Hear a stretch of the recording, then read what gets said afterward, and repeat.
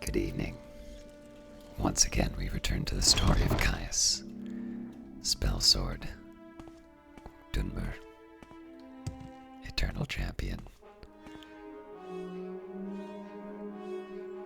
former agent of the Emperor, current head of the Blades in Vardenfell.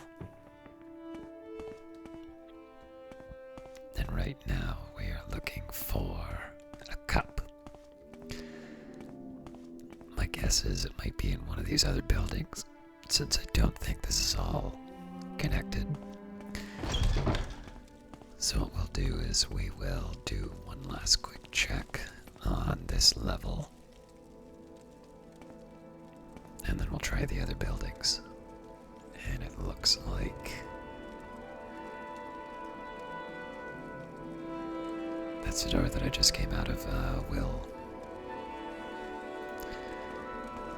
We won't do a complete circuit, but we will take the long way just to see.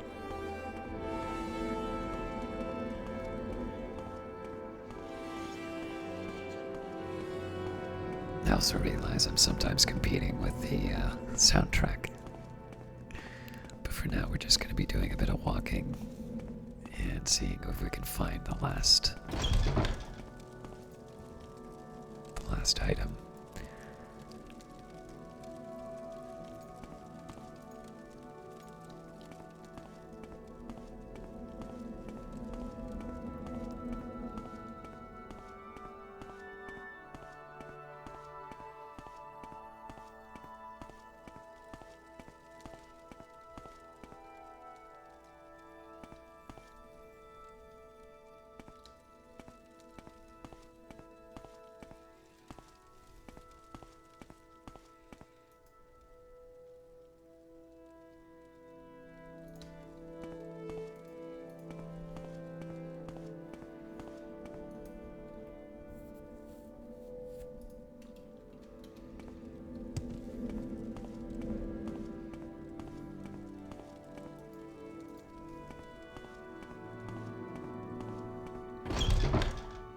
I think this is the one with the 3 chambers with the heroes in them, so I don't think we'll see much, but again, we know what we're looking for.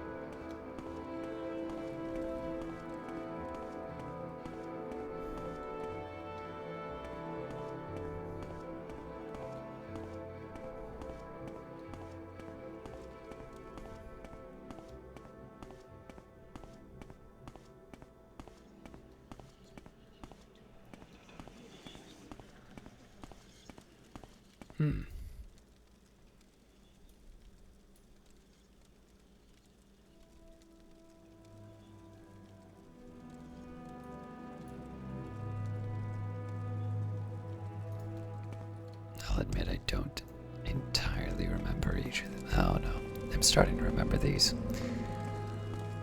I'm pretty sure we already checked them out, but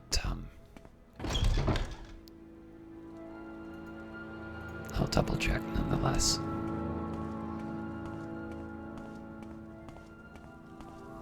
Yeah, I remember this one relatively well.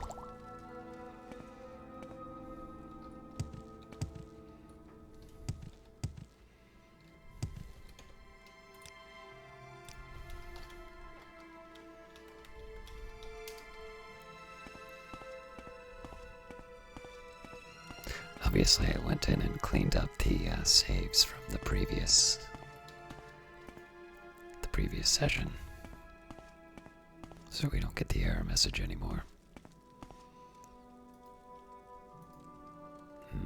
Not worth it.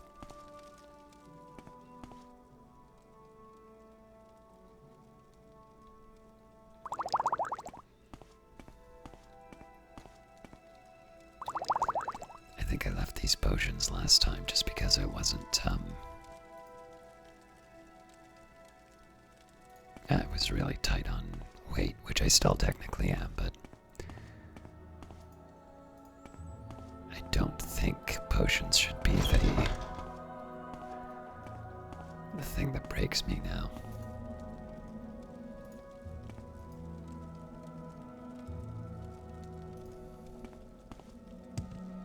And again, it's fairly unlikely that this is going to turn up anything, but we can say goodbye to this building for good. Once I double check.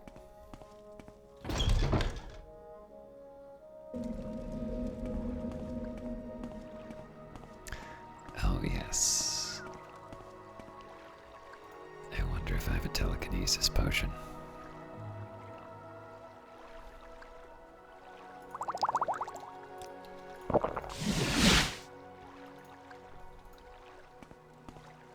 This will save me a little bit of trouble.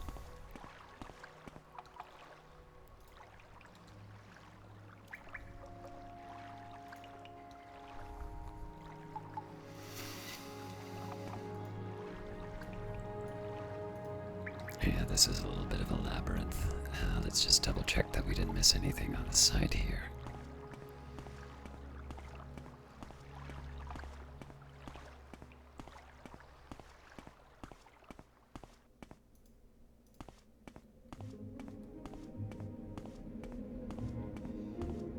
Blocked.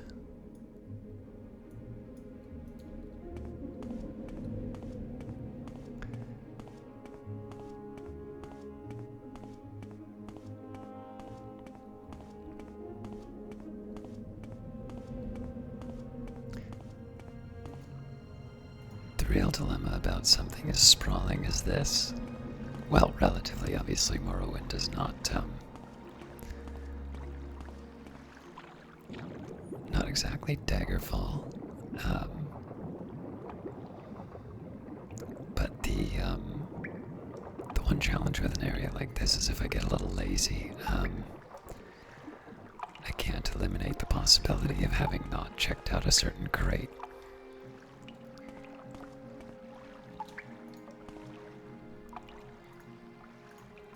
Right, we checked those.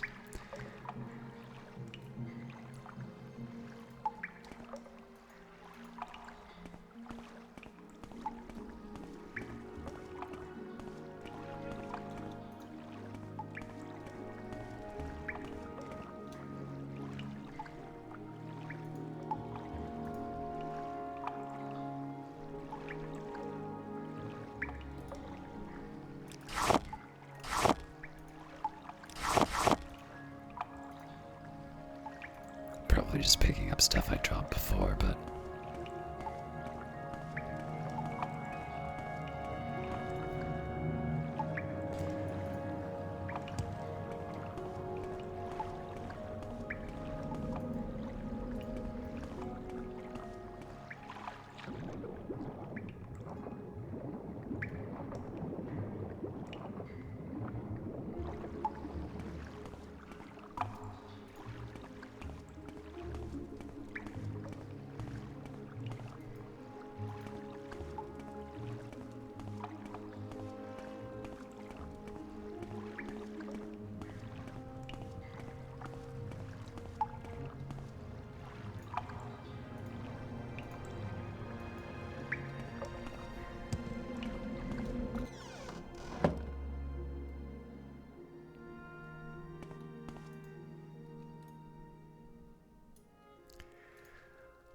well, there's certainly lots of doors, but I have a feeling I'm really just wasting time reiterating stuff we already went over.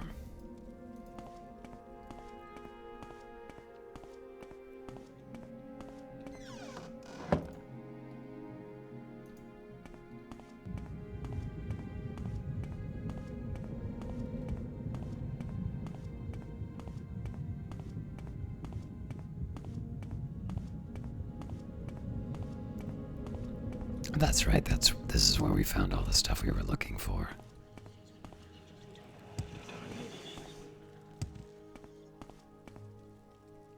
It's all the upper areas that I want these so much. I'm actually probably gonna make a trip back to pick these up. Well, I don't know, this is kind of close to where I need to go. I'll have to decide whether or not the Daedric gauntlets are worth it.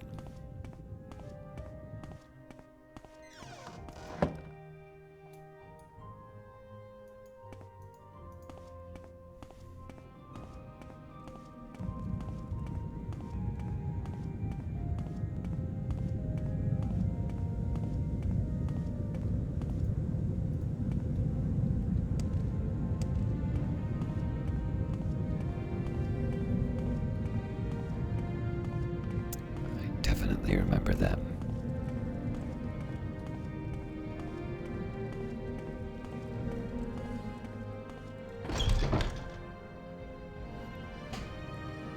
Oh yes, this is outside.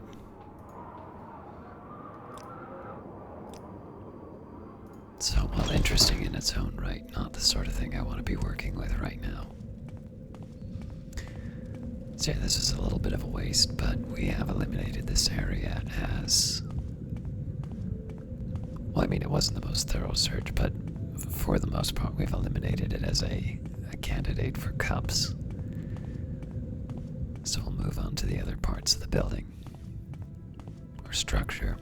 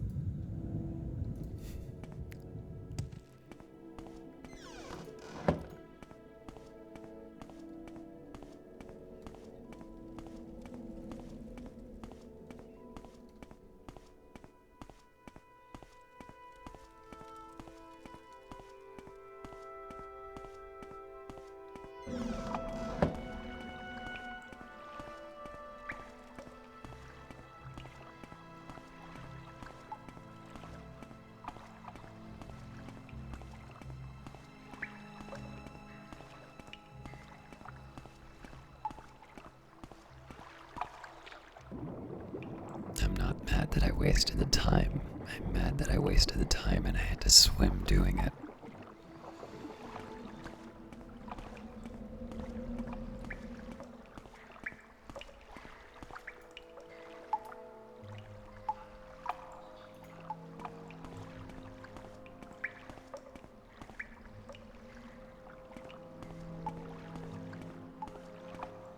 Again, another fine example of something I'd love to pick up and trade in normal circumstances, but I know I'm going to have to be carrying more stuff on my way out.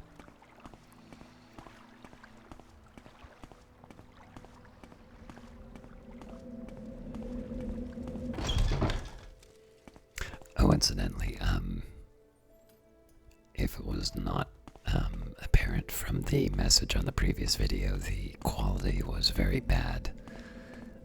This was due to just a setting that I didn't set. I recorded in a rush, and I forgot to turn on the right bit rate, so hopefully this one looks quite a bit better than last time. I will try not to make those kinds of mistakes in the future.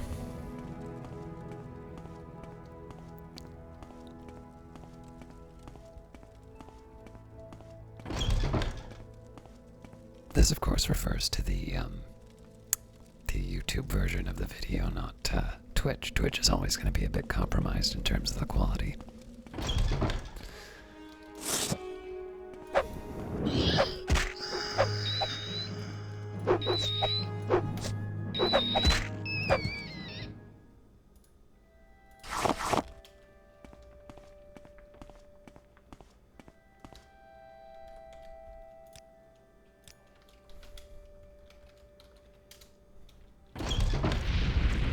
Oh boy.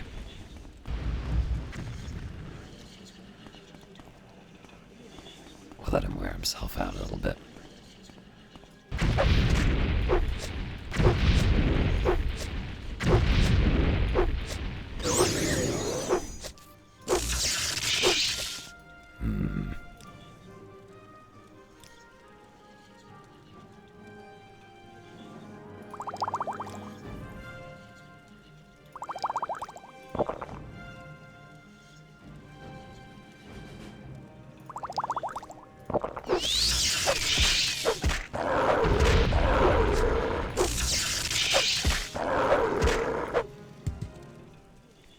It's tougher than I thought.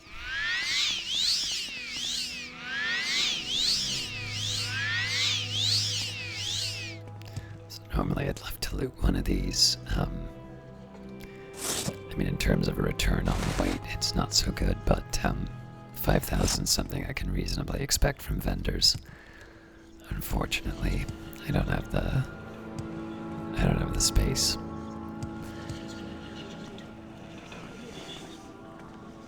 And no cups. Got a lot brighter all of a sudden. But it seems like there should be...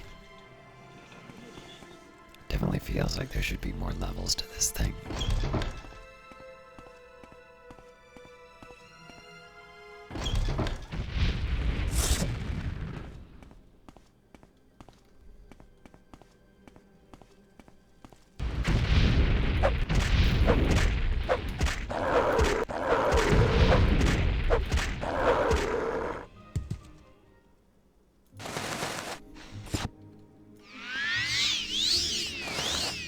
Dreamer is awake.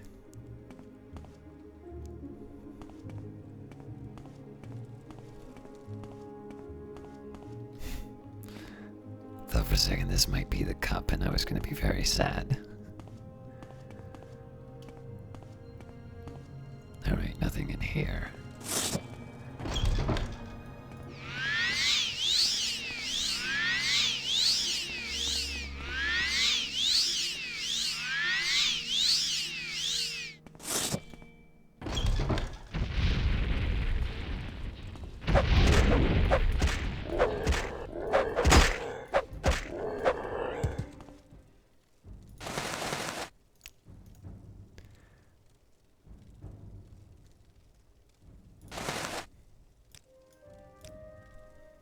Keep your stupid amulet.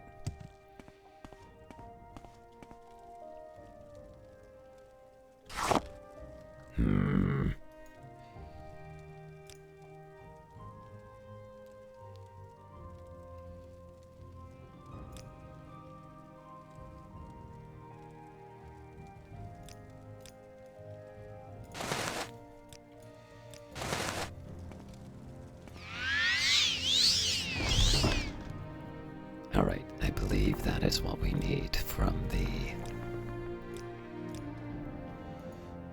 this expedition, so we should be heading back to the Urshilaku camp. Again, who is raising sheep out here?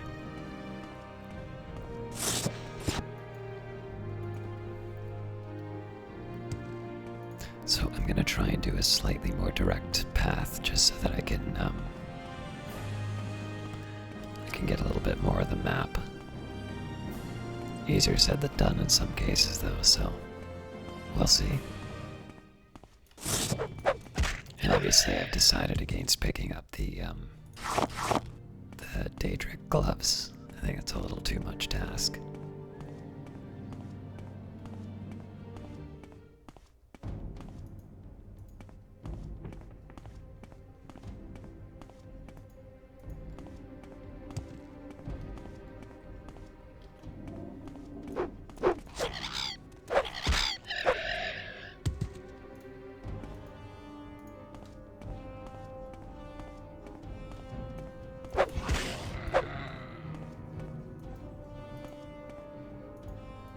Obviously, I'm not getting any materials out of this. I don't have the room.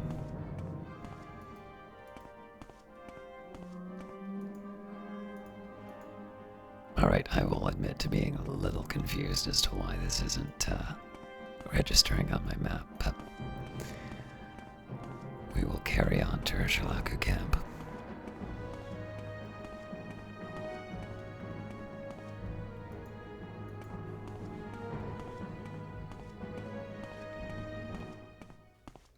Frankly, I'm annoyed enough about the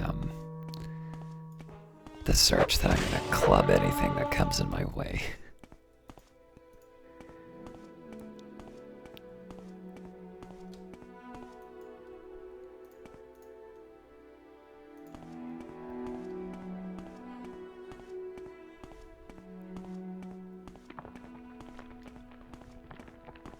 fairly sure we've been here already, but...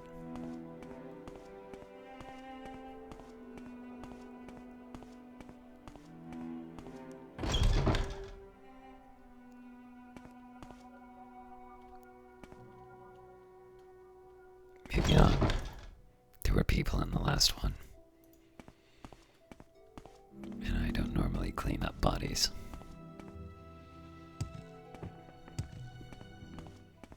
Case in point.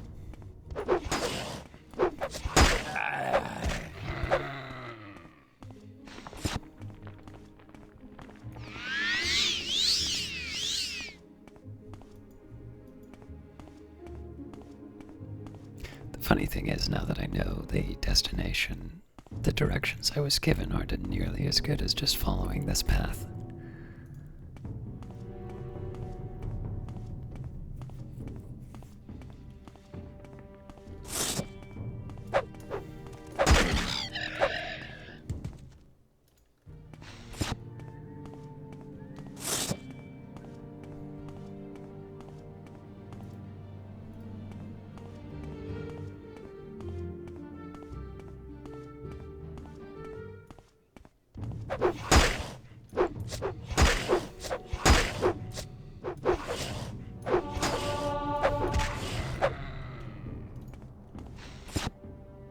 Alright, well, I'll take the opportunity when I can to get some rest, but that'll probably be a while, seeing as it's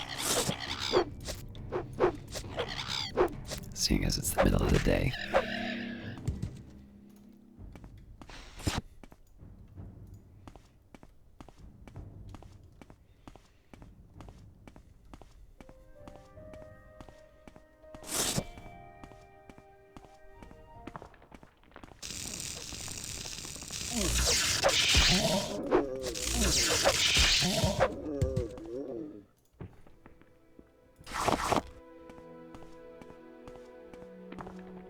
I am mildly curious. Well, we can open the door at least. I don't know if it'll put it on my map, but no.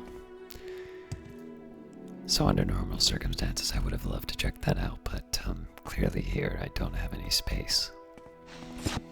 And I'm gonna guess that there probably isn't that much in the camp as far as money's concerned.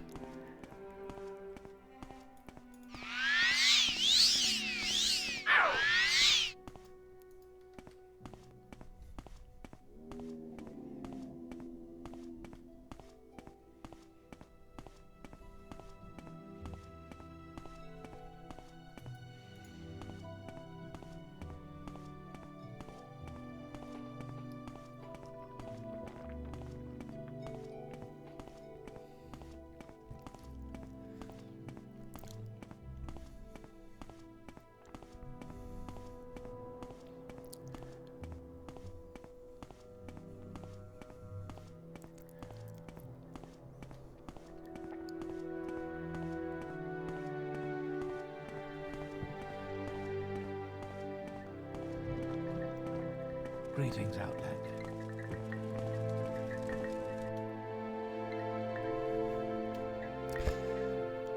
If you've brought me the 3 tokens of the warrior's test, then I can speak to you further of the 3rd trial.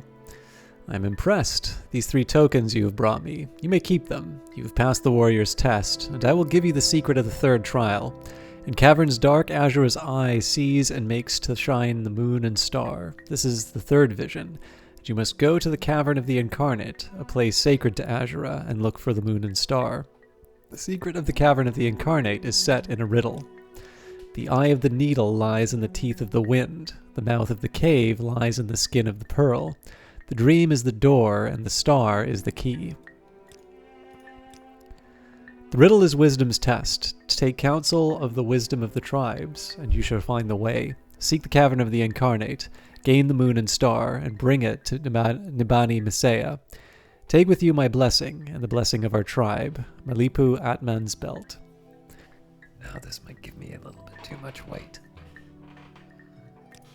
How wonderful. Welcome, Outlander. It was a curse.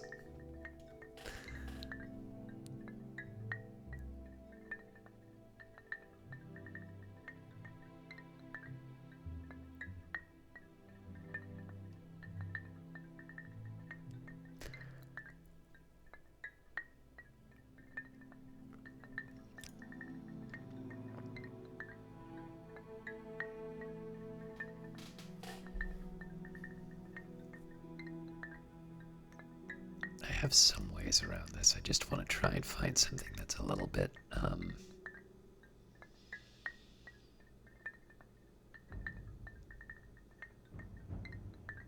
know, that doesn't involve giving up too much. What do the third house amulets get me?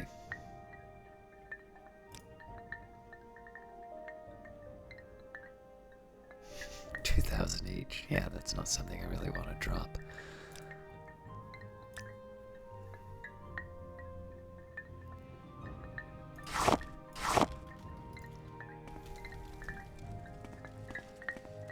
May I help you? I'm Yes, never too Outlander. busy for good. What may I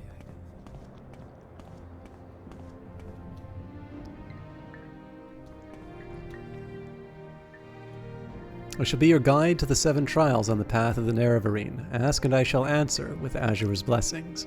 Zulmatul shall tell you of the 3rd trial, and I shall guide you on each of your steps on the path of the Nerevarine.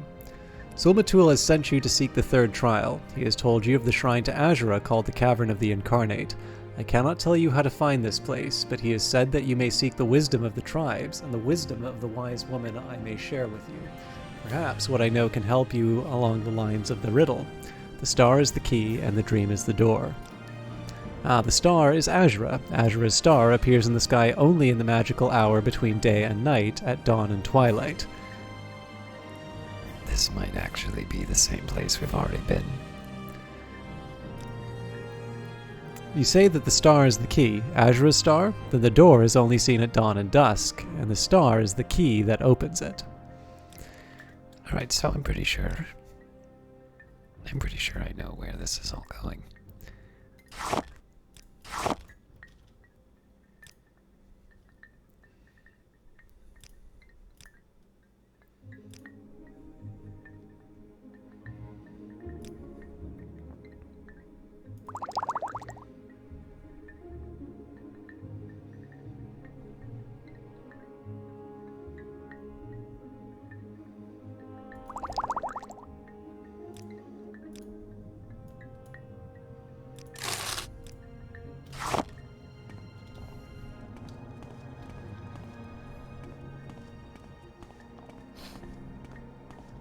Walk with virtue. Welcome, friend. I feel as though I should know you. Seek the Cavern of the Incarnate. This is Wisdom's test. When you have the moon and star, bring it to Nibani Masaya. Take with you my blessing and the blessing of our tribe. Seek the 3rd trial in the Cavern of the Incarnate. You have my blessing and the blessing of the tribe.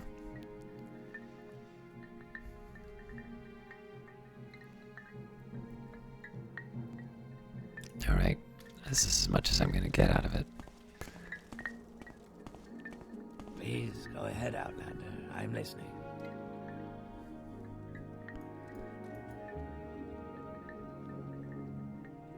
So I could walk back and get those Daedric gloves if I really want them. Yeah, why not? Walk with virtue, Outlander. Oh, but that'll require magic. Well, yeah, I can still work with that.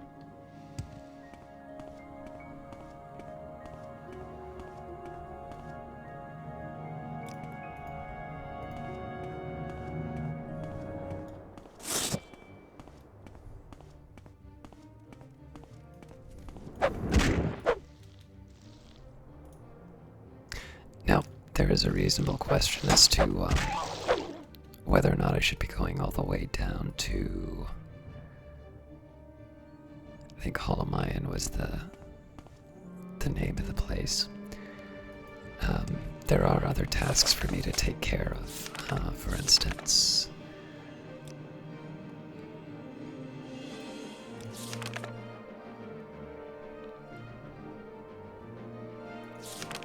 Wait a minute.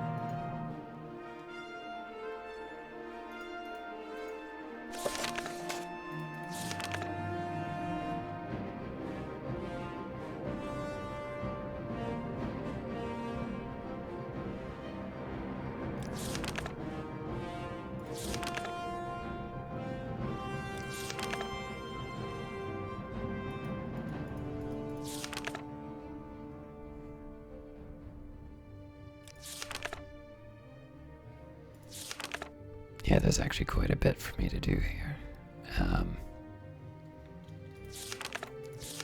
I will need to make a trip to Vivek one way or the other.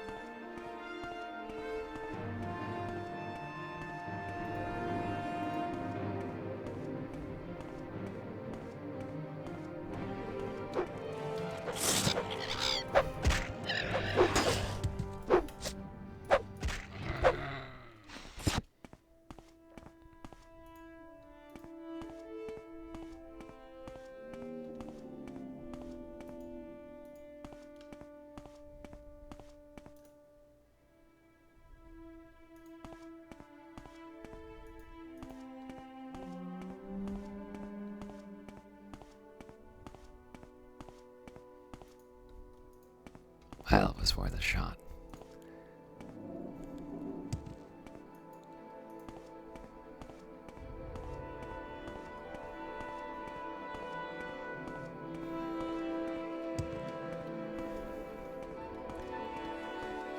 Oh, it seems so close.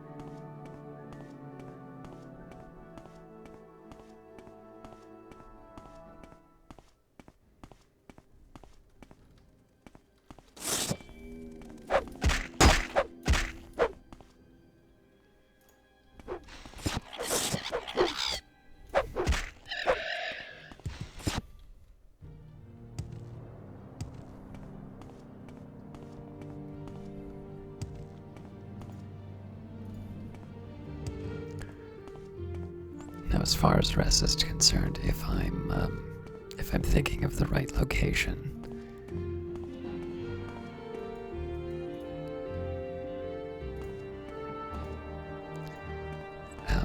probably just head straight back to Balmora and then catch a trip to Vivek. I suspect the timings of everything isn't going to work out for me, but I'll do my best. Also, I should be reading the details, so... I passed Sulmatul's warrior's test. Now I must find the Cavern of the Incarnate, a secret place sacred to Azura, and look for the moon and star of the prophecies. To find the Cavern of the Incarnate, I must solve a riddle. The eye of the needle lies in the teeth of the wind. The mouth of the K lies in the skin of the pearl. The dream is the door, and the star is the key. Sulmatul called this riddle wisdom's test, and says, take counsel of the wisdom of the tribes and find the way. Nibani Maceus thinks that the star is the key refers to Azura's star that appears in the sky only in the magical hour between day and night at dawn and twilight. Nibani Maceus says that if the star is the key, Azura's star, then the door may be seen only at dawn and dusk, when Azura's star is in the sky. Then the star would be the key that opens the door. Now the catch is that Holomaya doesn't necessarily solve any of the other traits. The other thing that interests me is that there are other tribes. We've got the Zainab. Actually, there's already a reason to go there, so...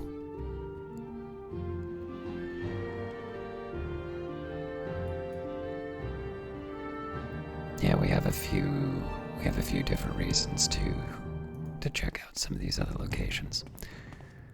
Seeing as we haven't run into any of the other tribes yet.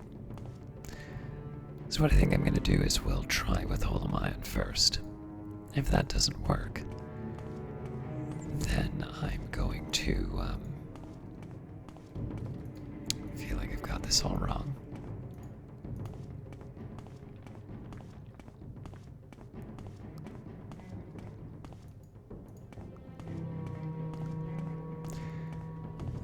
What we can do is from all of mine, I can just simply try to I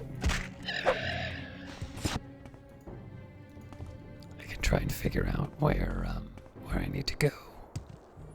From the tribes just moving from south to north.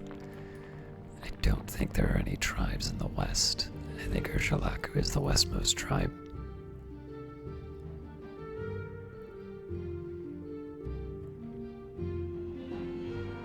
Also, I need to remember where Sargon is.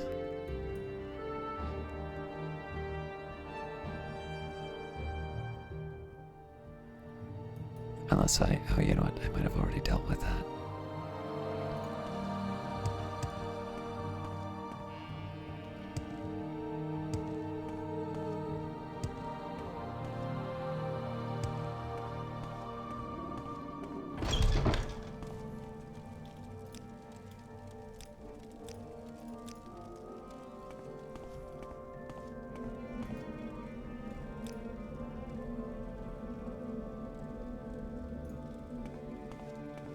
I think it was the Hlaalu.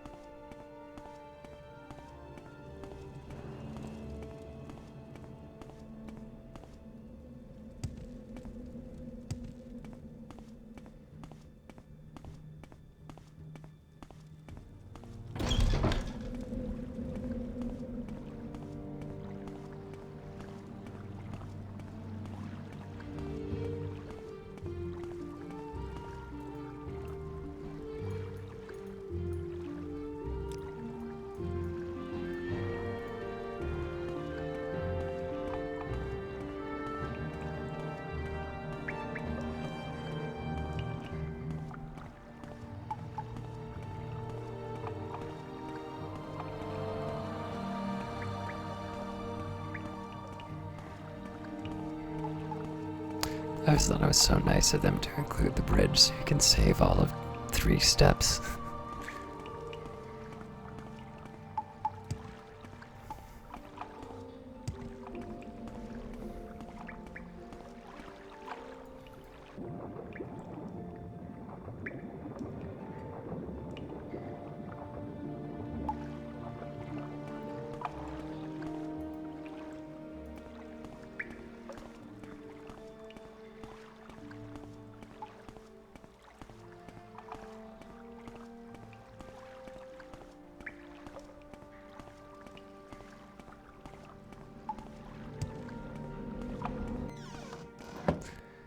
Alright,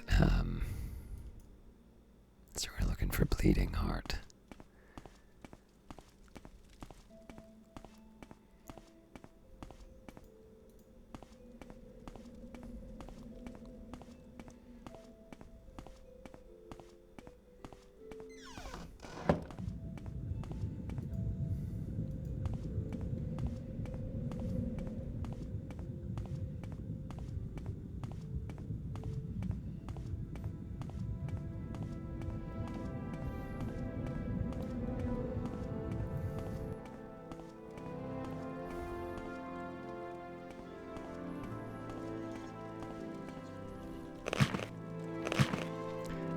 This is probably just gonna sit in my place, and I'm not really gonna do anything with them, but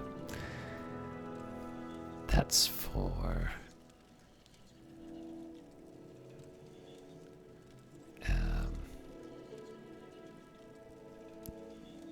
another discussion.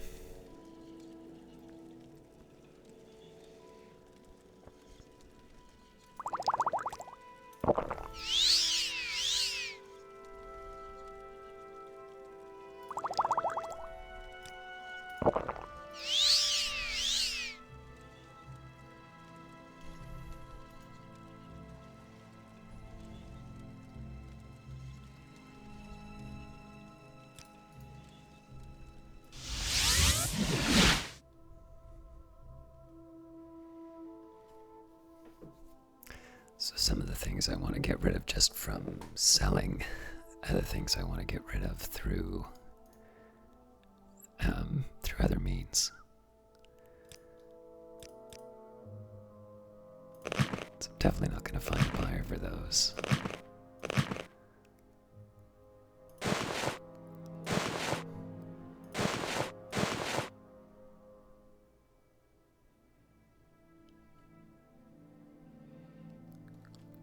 Alright, and that's enough for me to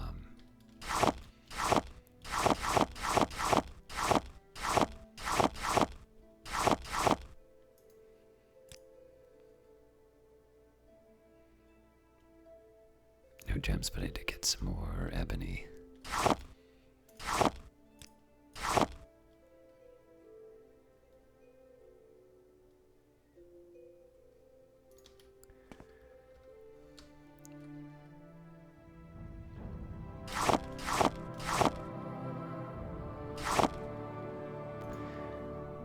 Alright, so I don't want to spend too much time on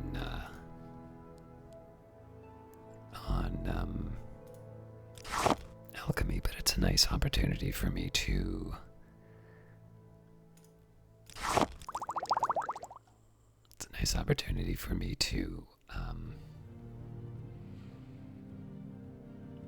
lighten some of the weight.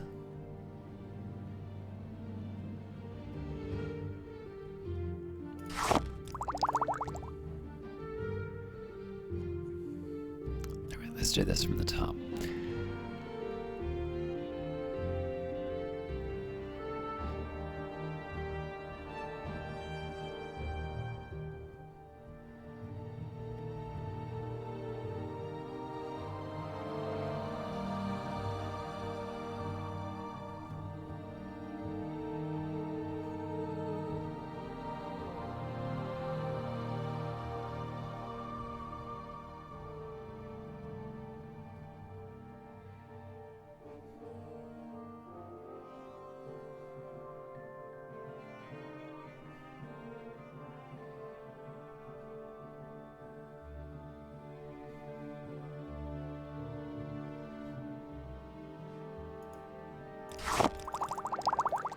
I really would have thought I had more for Restore Magica, but alright. And there's a couple of things which I almost never use, so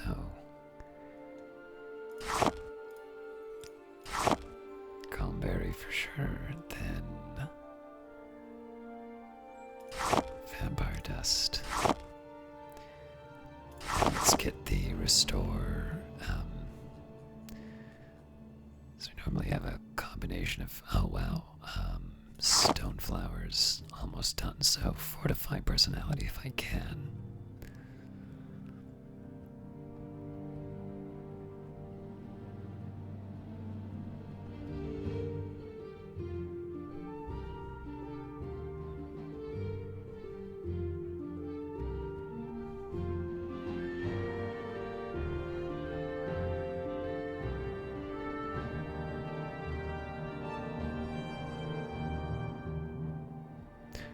Alright, fair enough.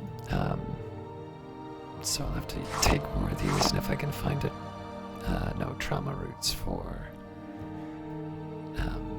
eraser plumes. Anyways, if I can find something to help with the with Fortify Personality, I should take it. Anyway, let's see if we can get rid of these eraser plumes first of all. First priority is drain willpower, second is levitate.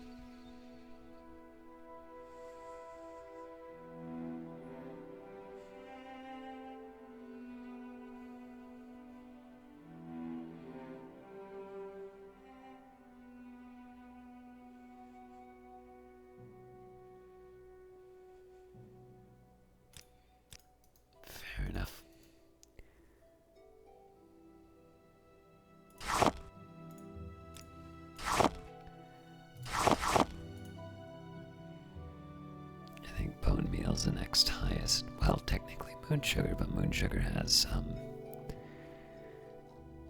well, I mean, doesn't necessarily have any higher value than the draw wax.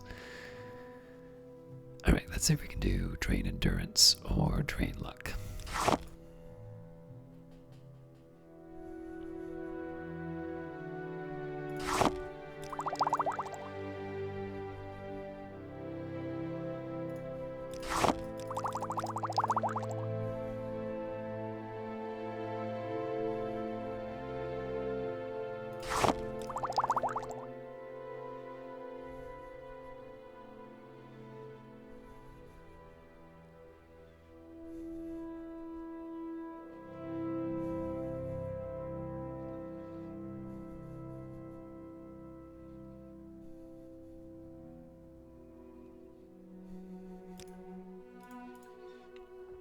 Alright, from that sultry snout, drain strength probably isn't going to get me much.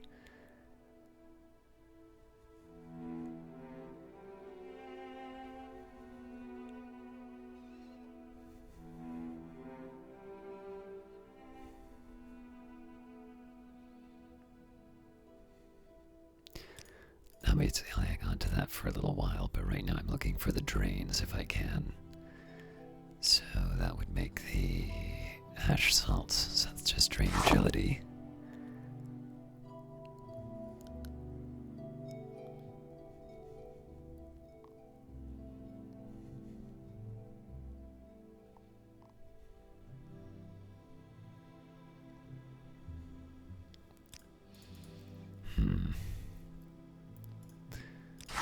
So I know drain fatigue and drain personality are good. Gonna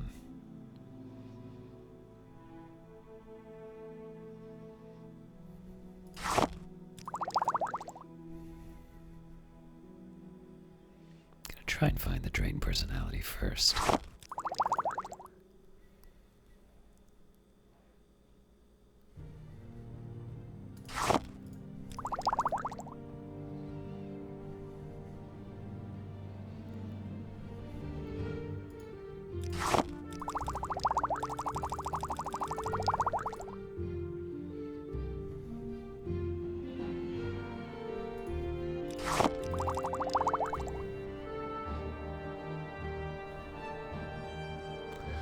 Alright, and then next I want to see if I can find drain fatigue that isn't the corpus meat.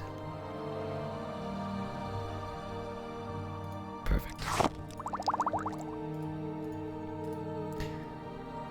Alright. So I think that moves me on to the pluses.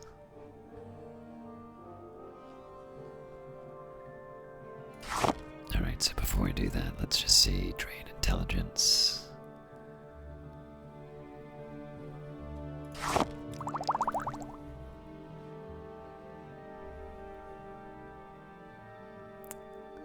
Any drain health? Yeah, there are. Drat. Alright, let's actually try drain magicka first. Alright, but that's... we already know that.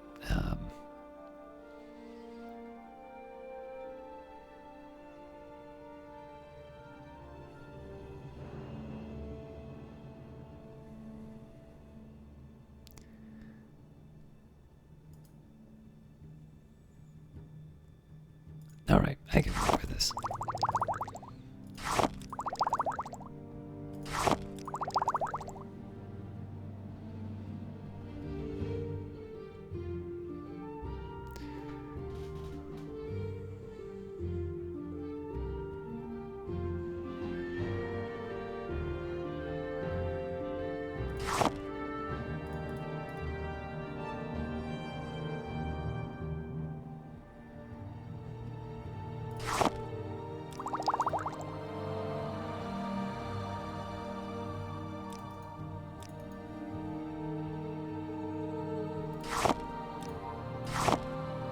Debating as to whether or not I want to keep the house Dagoth cup. Sure, it really brings the room together.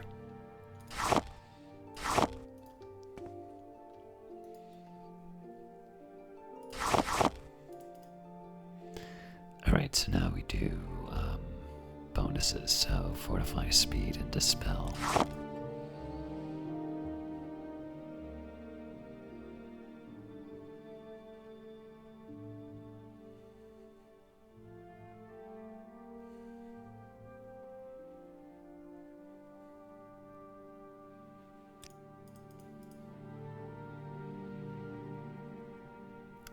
Resist Magicka, Cure Blight.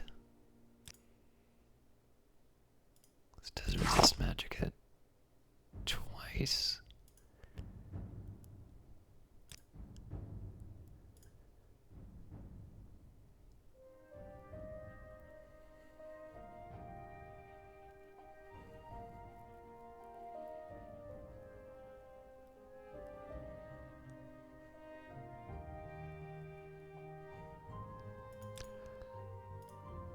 Alright, clearly there's nothing I can do with the ash salts.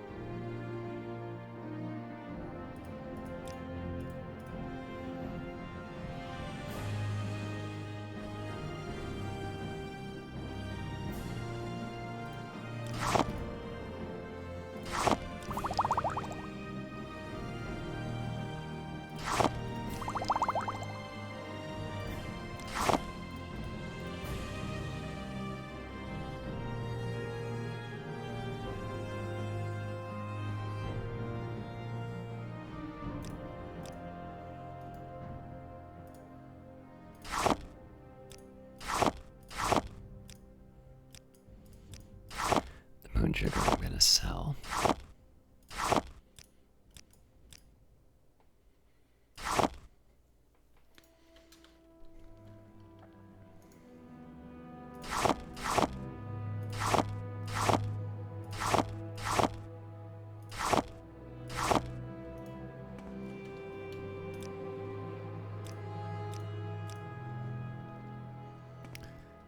Alright, I also need to think about whether or not I keep any of the other items here.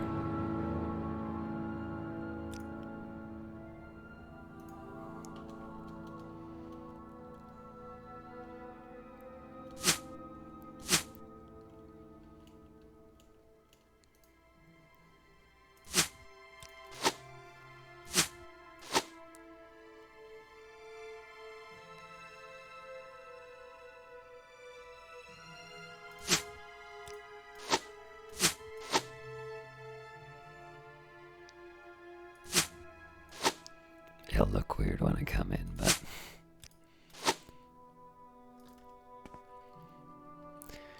I also don't think I should probably not kid myself that I'm going to find a buyer for the halberd, so let's just drop that.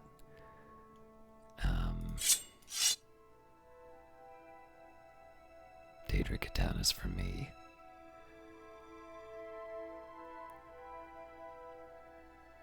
Fury's not too bad, but I don't really see a whole lot of use for it.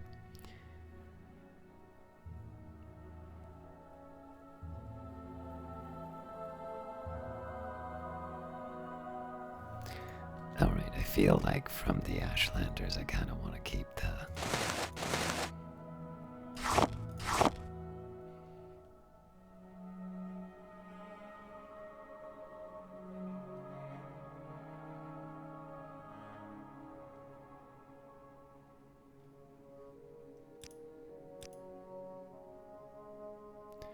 And then I believe I already have a copy of Aedra and Daedra, but let's just double check. Yep. Alright, so we're gonna try and make some money.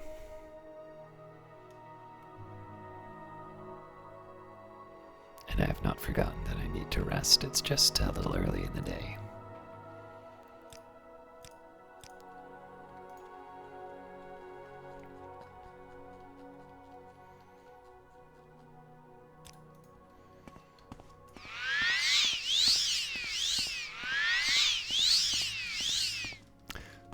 first trip is actually to the Mages Guild just to try and get rid of the moon sugar, or at least as much of it as I can. Got the better of me. Go ahead.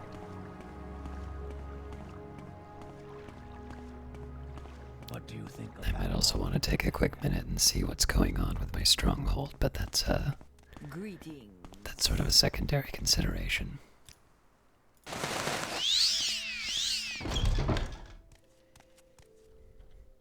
Welcome to Balmora, council seat of House Hlaalu. How can I serve you? I just want to sell you a book.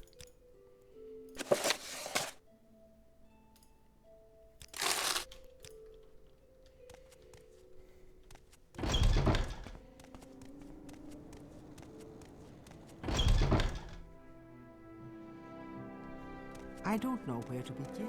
It is such a Oh, greetings. How do you do? May we talk? Warm day to you, friend.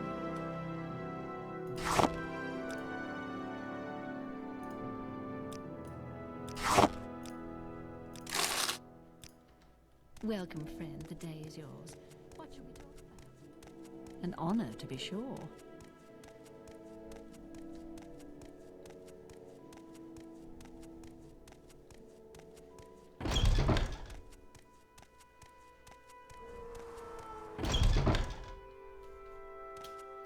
Revere knows why you are here. You want to buy Revere's famous Daedric weapons.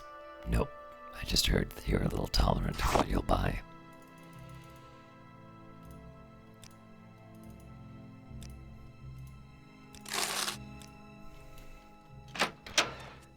Alright, now before I go any further, I'm gonna see what I can sell at the Alchemist, as I think they have a fairly decent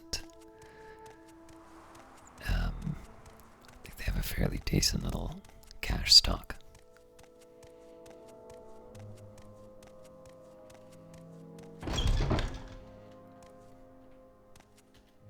Welcome to Balmora, council seat of House Hlaalu. How can I serve you? And while I'm at it,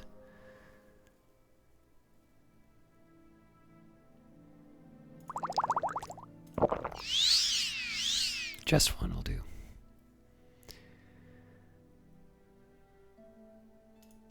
So first, I don't think we're gonna buy the amulets. Yeah, it's just gonna be potions, but I still have plenty that I can sell.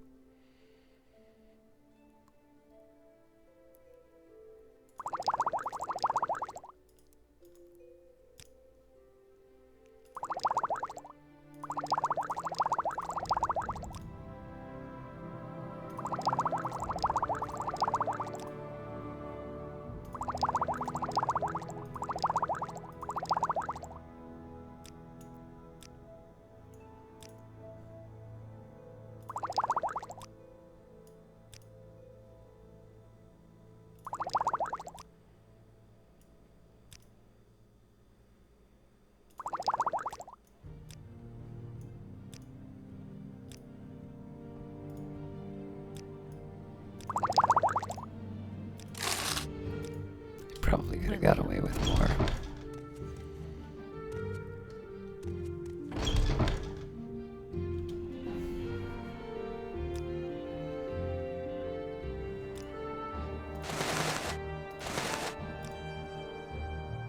Oh. I did not realize they bought amulets. Alright, that changes things.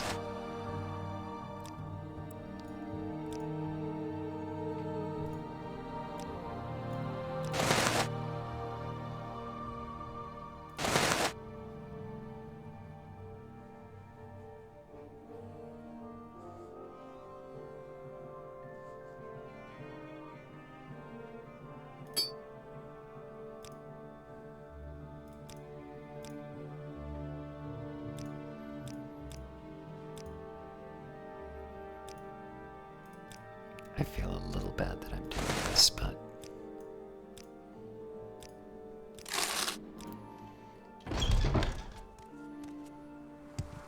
I am trying to get some value out of those amulets. They're heavy.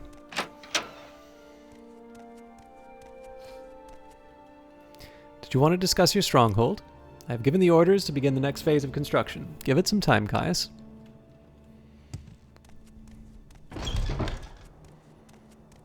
So while I'm still under the effects of the potion, let's try and sell what we can to our, the various factions.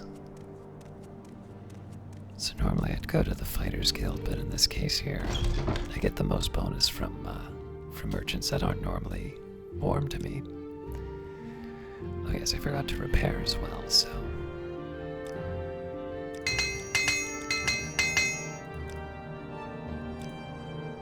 gives me a little more flexibility.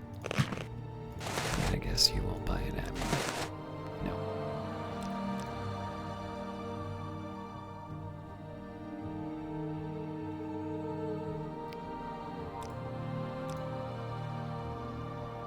Alright, that gives me a little less to work with.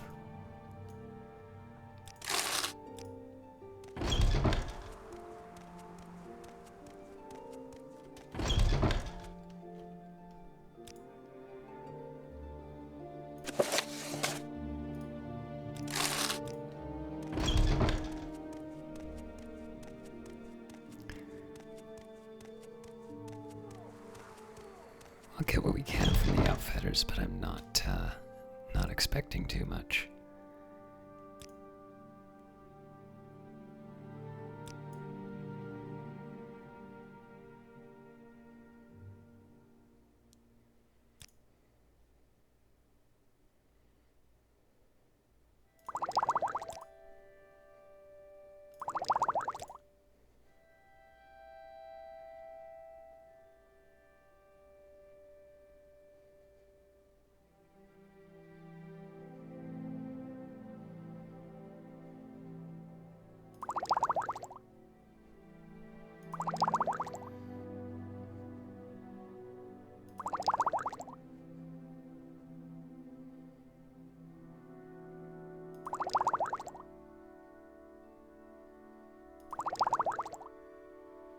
So the standard versions of things that I don't have an immediate use for, like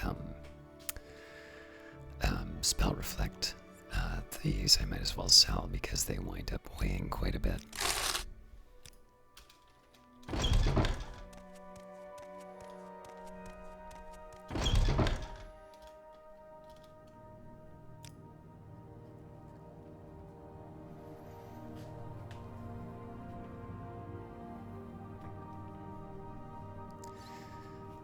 All right.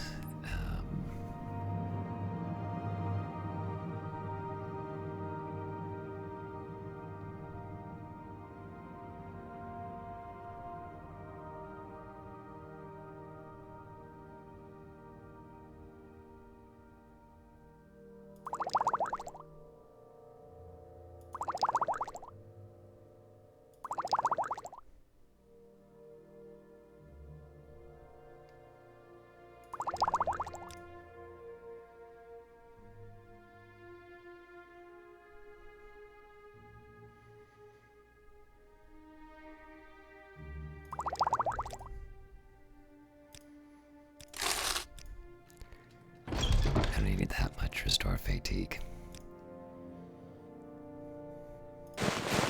So the real question, of course, becomes, do I really want to carry the 8 6th house amulets? For this time, I'm going to say yes, because in Vivek there should be some things that I can sell. There is one last stop, though.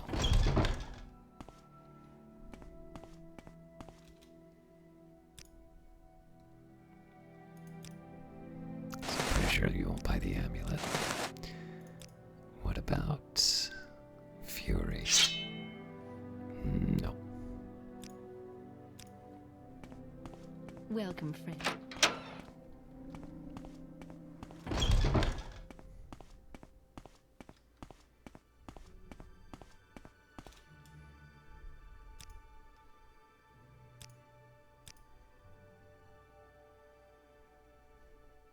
I think we've tried this before, but... Oh.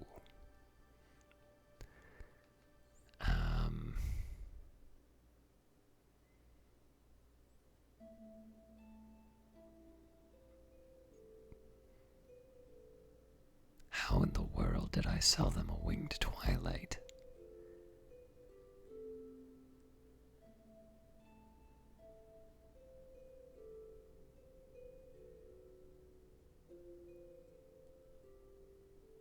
I feel like I must have made a massive mistake doing this.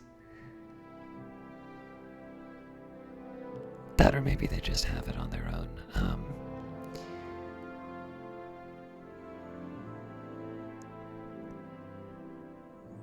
Alright, so I suppose the real question is there anything that I can pick up from them to balance this out?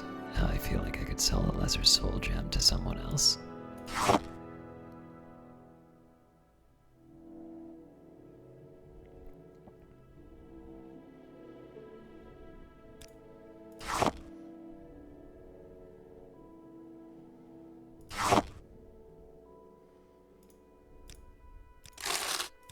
There we go.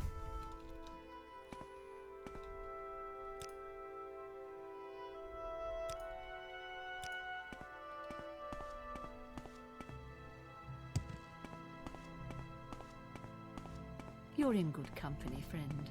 Welcome. I'm Maiseline Marin, the Breton Guild Guide. I provide instantaneous transport between various Mages Guild halls on Vardenfell. What's your destination?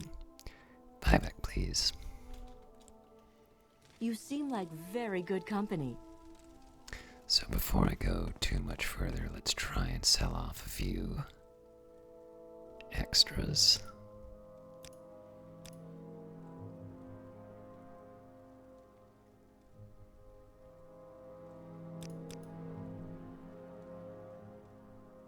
Alright, that's a little too much.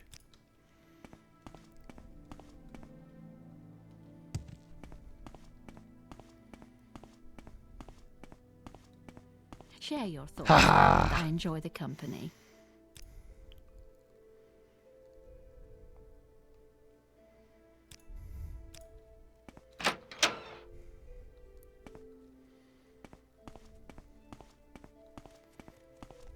You're a lot more refined than most of the travelers I've met.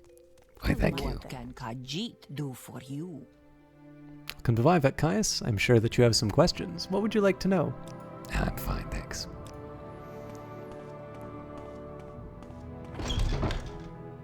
Oh, you know what? This place is full of jerks. I'll leave that be for now.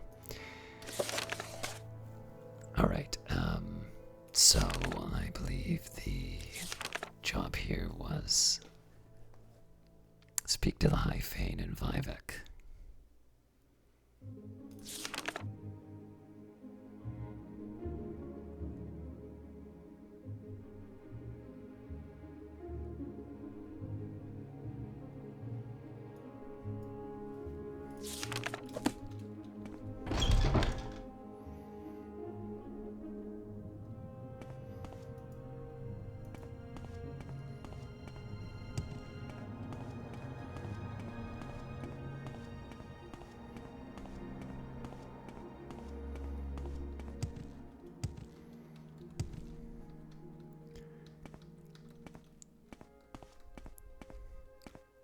Not quite what we intended, but still worked.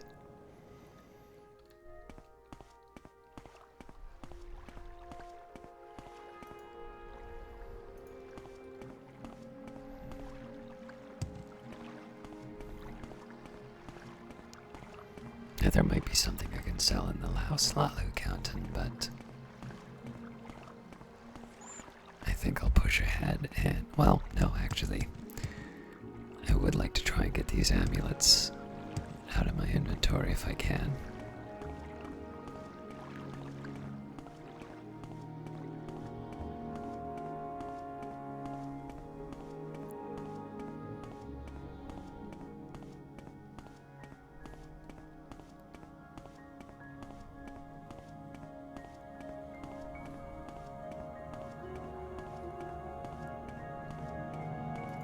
Given where the sun is, I am not feeling so confident about our ability to get to Hlaalu in time.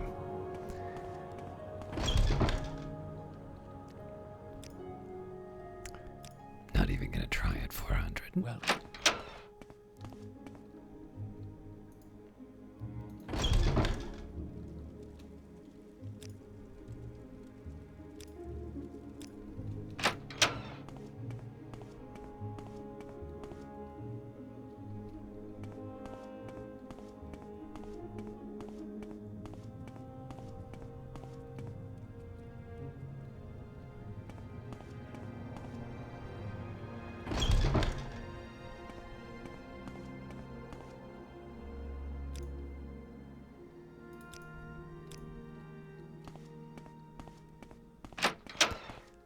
that wasn't really worth the trip.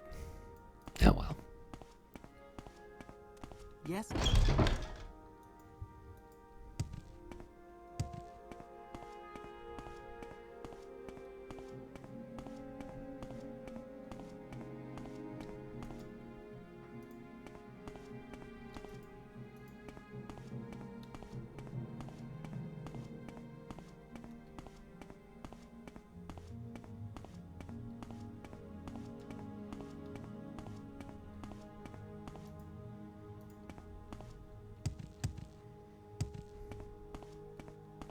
Is there Howdy. something I can do for you?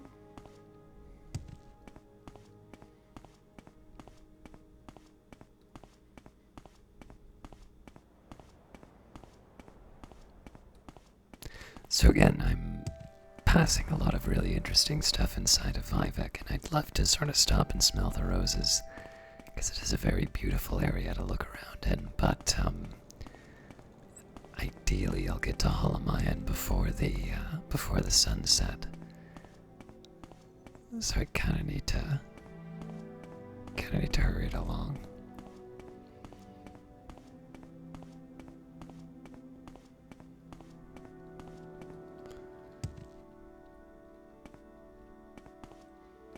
As much as I'd like to land on the guard.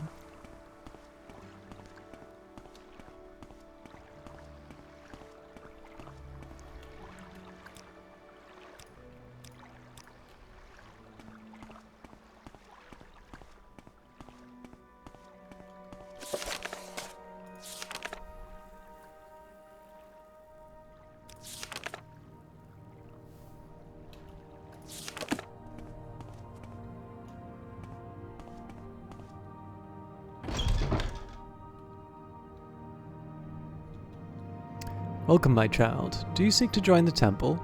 I do not.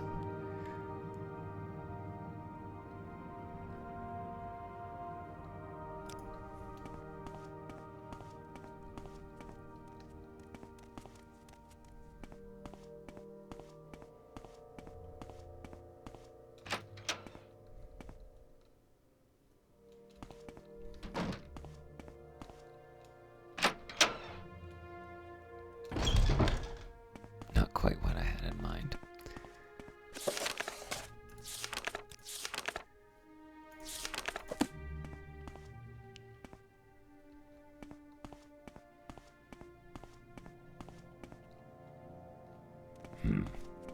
Unless they have the high. There's someone watching me. I can tell. I'm gonna guess they don't have the arch cannon under lock and key. You talk too much, Outlander.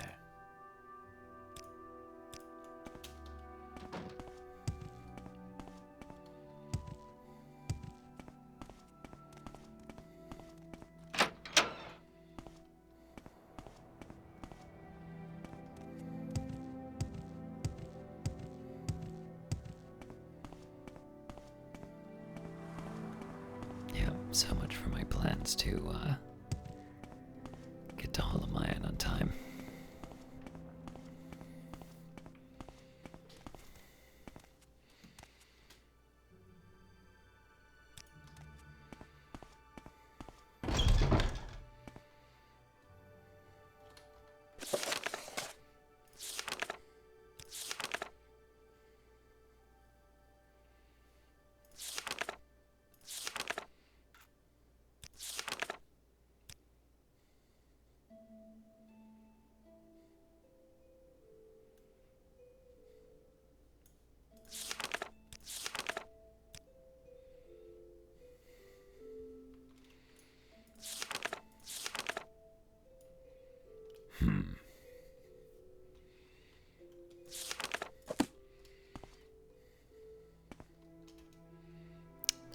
Faith, law, and justice. Walk on.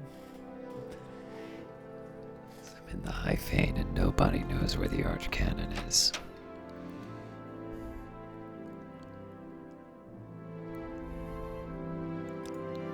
The High Fane is the largest tribunal temple on Vardenfell. Archcanon Sarani presides over the temple along with a large staff of priests, healers, and monks. Pilgrims travel from all over Morrowind to view the High Fane and the Ministry of Truth and offer prayer and thanks before the Palace of Ivek.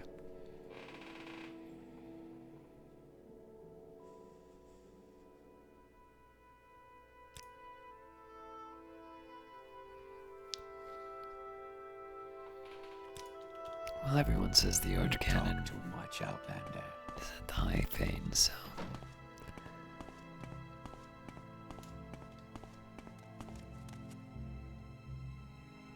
This is Vivek, Pilgrim. It's big. Can't find your way around the cantons? I thought I could.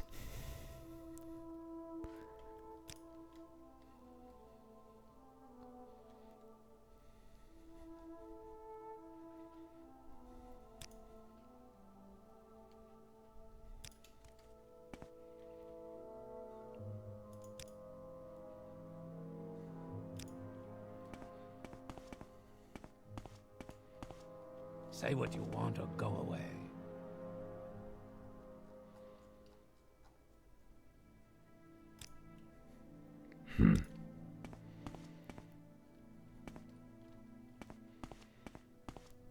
So unless I'm missing a special room...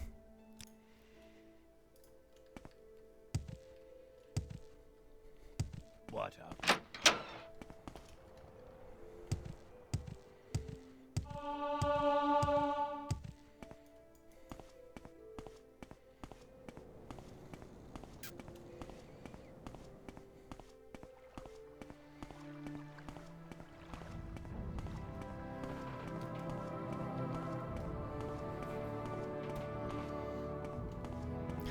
Maybe we'll take a look in the Ministry of Truth.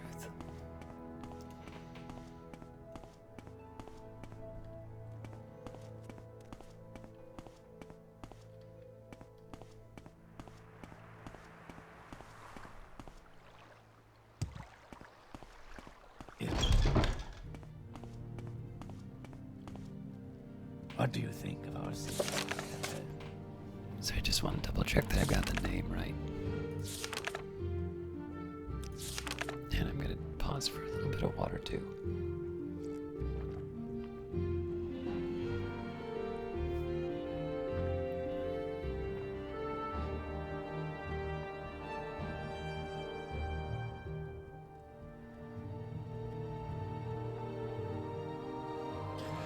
Alright, Tholar Sarioni at the High Fane in Vivek.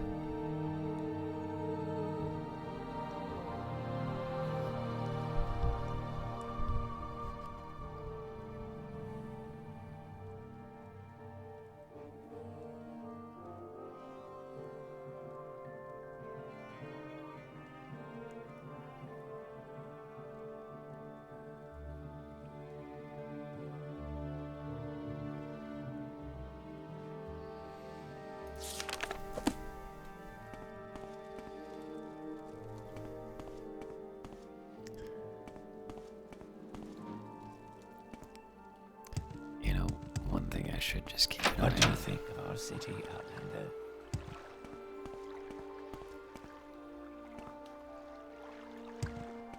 So I'm just thinking Go if ahead. they say they're in the High Fane,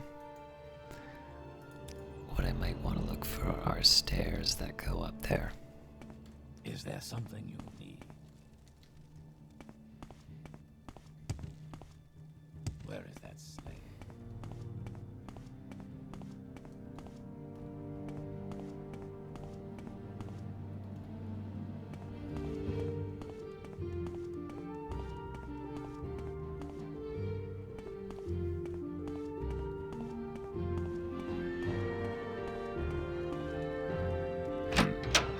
Oh!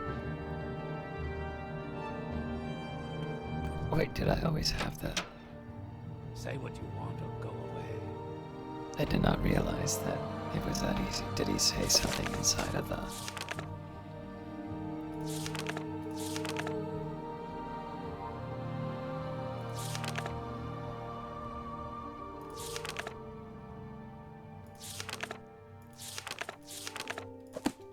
Alright, well, that's my lesson. I need to try keys more often. Please leave. These are my private quarters. dressed appropriately.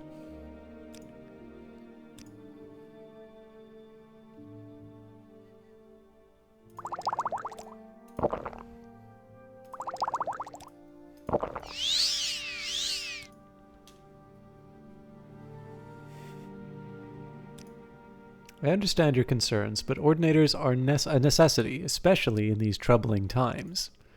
There's Blight and the return of Dagoth-Ur. There are troubles with the Empire and troubles between the great houses. The temple needs protection in these times, and the Ordinators provide that, even though the Ordinators have failed on occasion. It is rare, but recently, perhaps you could help with one of these failures. There is a cavern, Asamanu, known to those who follow Dagoth-Ur. In this cavern, the robe of St. Rorus is the robe of St. Rorus, a holy relic. If you can succeed where the Ordinators failed bringing me the robe, I will speak with Beryl Sala. I don't suppose I could be a little bit more convincing.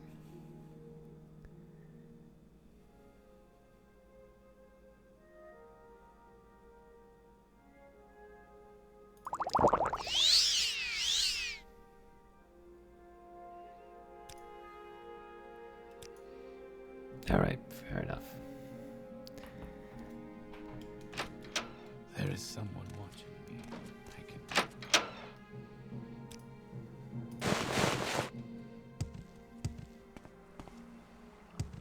There's a side of me that just kind of wants to, actually, you know what, if I have a...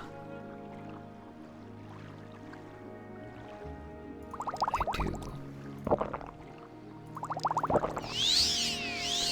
I think I'm just gonna recall and sleep in my own bed tonight.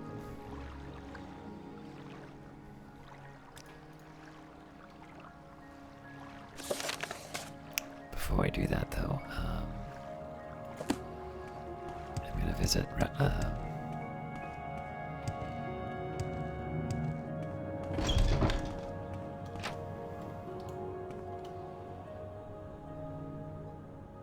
Could you tell me where to find that? To get to Asamanu, take the southern road towards Seyda Neen. After you cross the bridge, you will see swamplands to the south.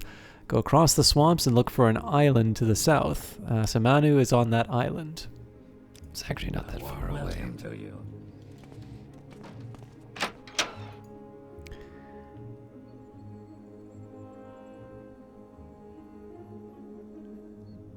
So, I mean, really, I probably could already get the job done. But first things first. You've ascended to level 36. The results of hard work and dedication always look like saps, but you know that you've earned every ounce of your success. So obviously personality is the... Oh, well, actually, this is fairly easy because there's only 3 where I'll get more than 1 point.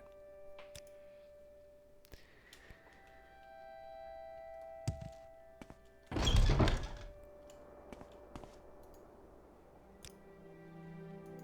time is it? It's quite early. Let's see if we can make it to Hollow-Mayan in time then.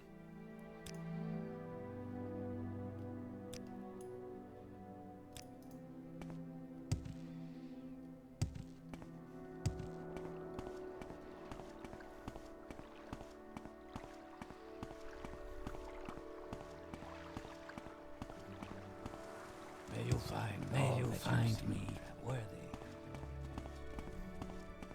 I greet you as a friend. Greetings.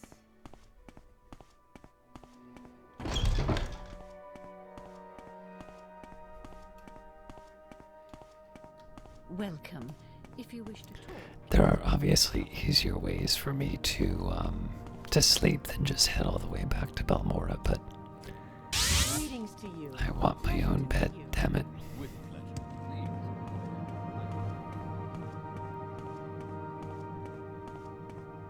Ah, the day is mine again. Alright. Gotta find a quick way to Ebonheart.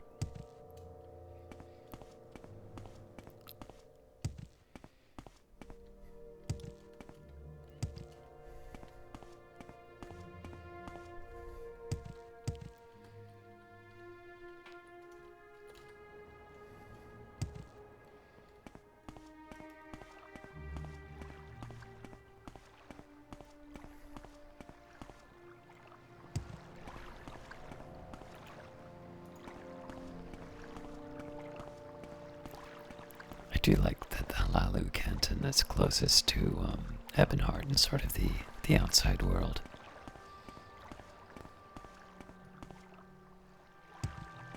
In the sense that, you know, obviously my ship came from Seyda, so I associate the west with the outside world a little bit more.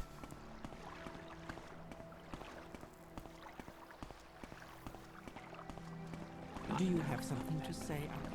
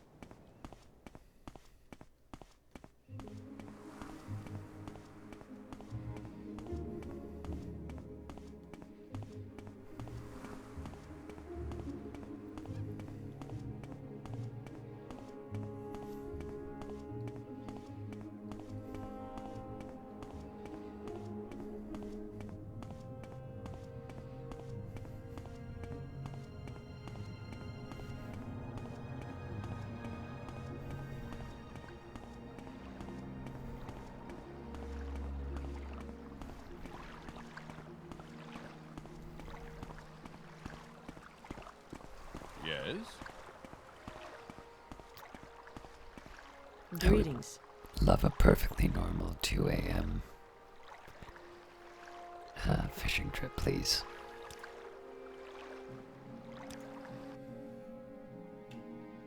Thank you. Oh, that sounds like opportunity.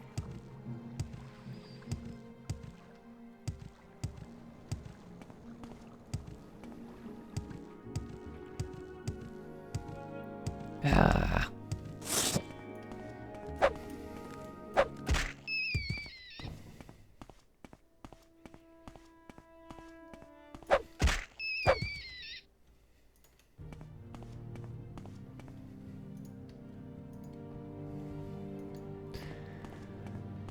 All right, so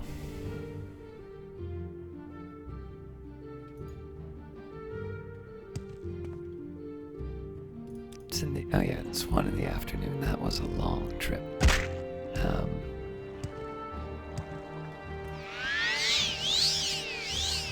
So we won't waste the day. Let's do a little bit of sightseeing.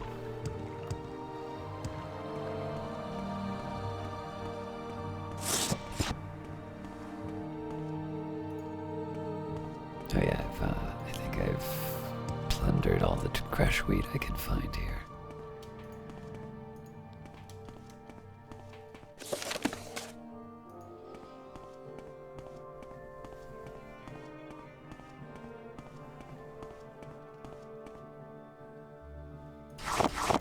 Clearly not all of it.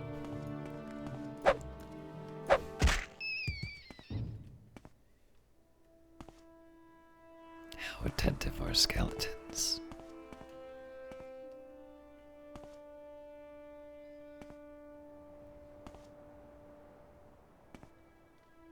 Not very.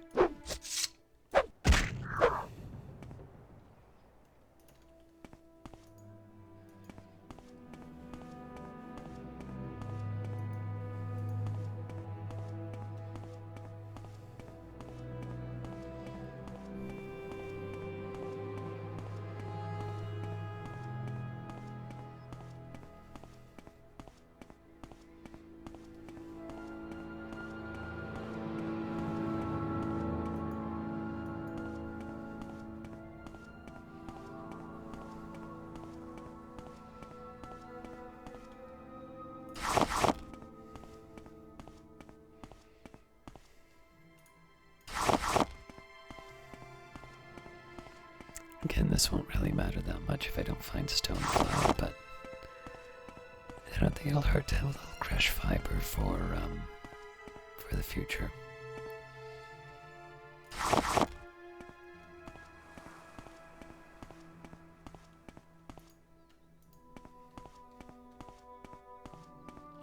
And again, we're really just passing the time until Hollow opens up again, so I don't want to be too thorough in my investigations, but I don't want to completely waste the time either.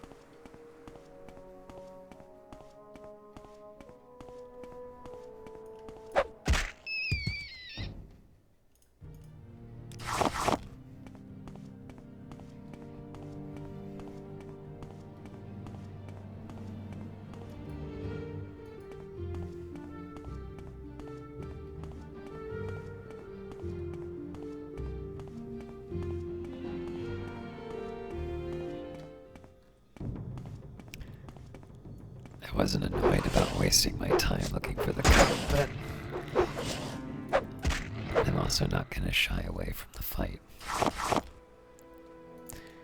I didn't exactly completely unpack my bags when I was back home, so I might want to be careful about what I wind up picking up.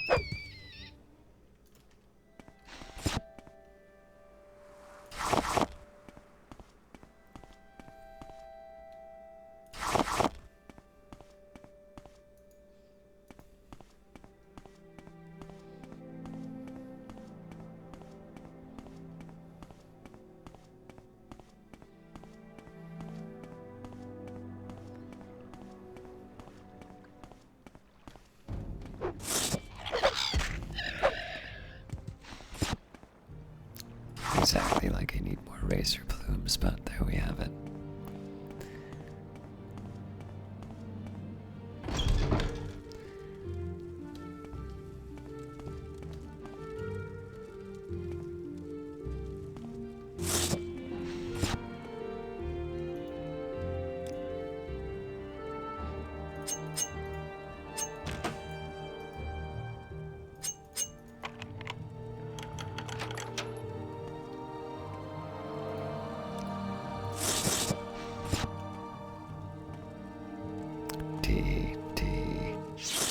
Don't.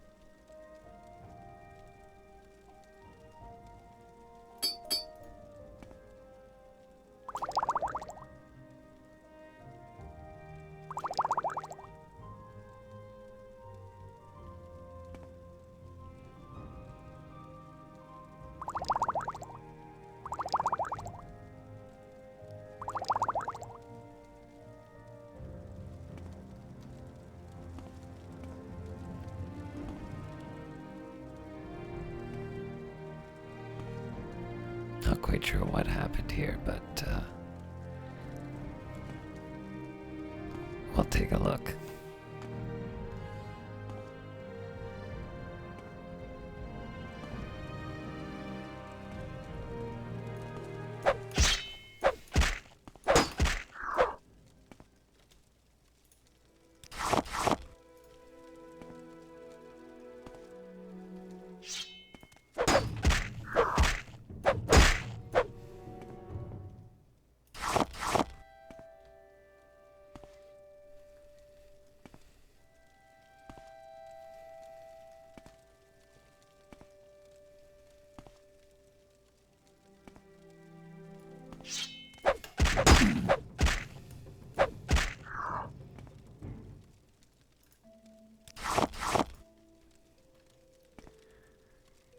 don't even really want to rest. I just want to see what time it is. I'm assuming we haven't been here 4 hours yet.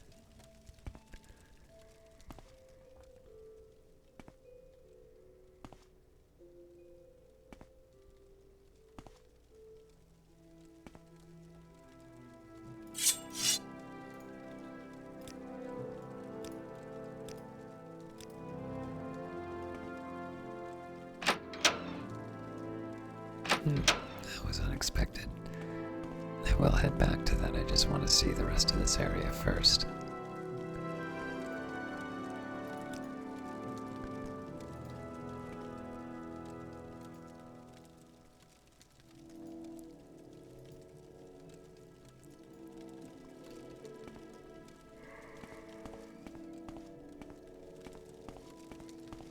Okay, clearly I've got my directions wrong.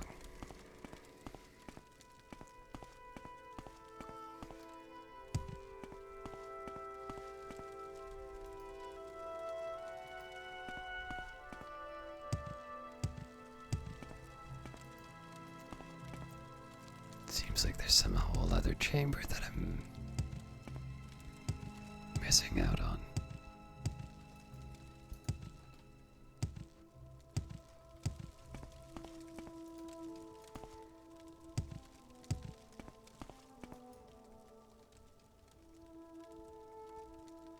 Alright, fair enough.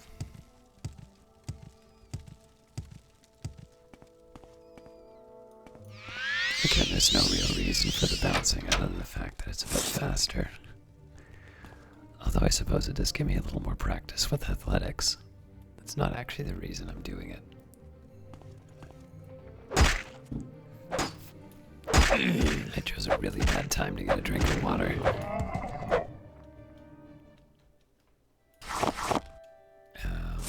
Should be able to handle it.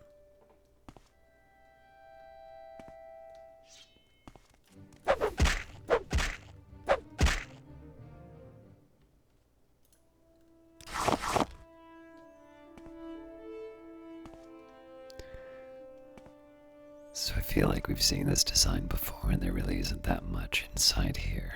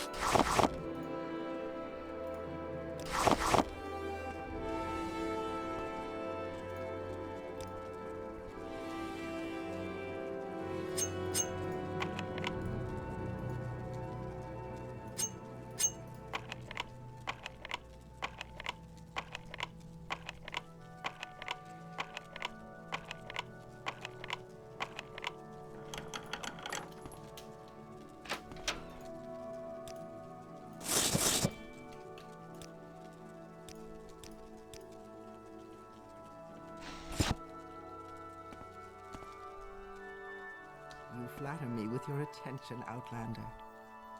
Hi, It is truly a pleasure to see you. I'll bet. Tell me what's going on here. I am Videla Orthil. I do a little of this and a little of that. Yes, we both belong to House Hlaalu. Are you here to discuss business? Perhaps? The fight here went badly for us. Take me back to my sister, Ramasa Orthil, if you can. Where's that? I will not leave unless the Telvanni necromancer is dead. Find Mylan Farum and kill him before he does something terrible. Fair enough.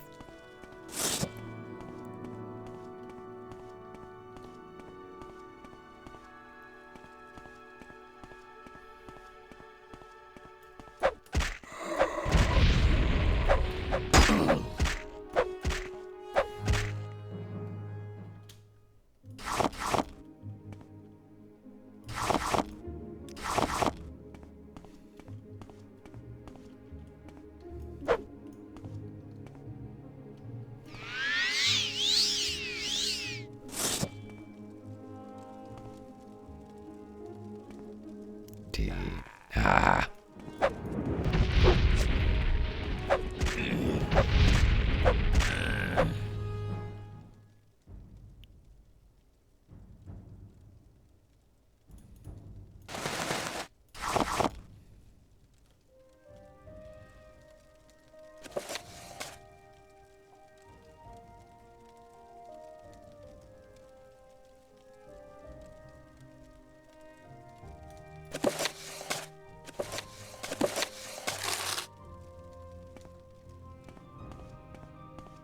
Quite the library.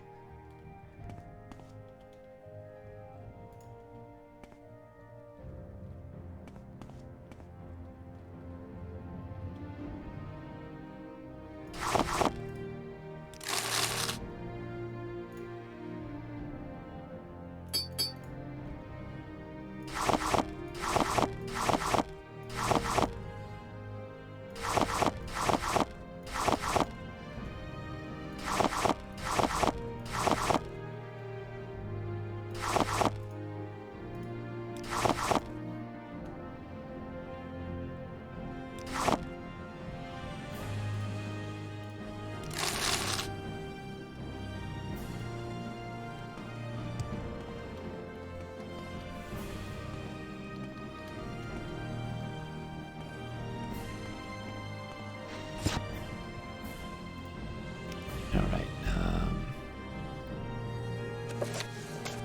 The Ruins of Kemel Z by Roland Nordsen. With the acclamations of the Fellows of the Imperial Society. Oh, I've read this one.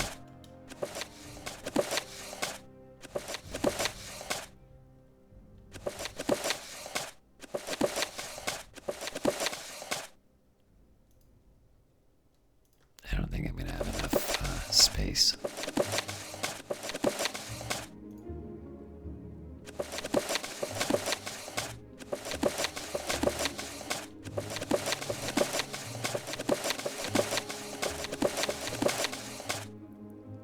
Just enough.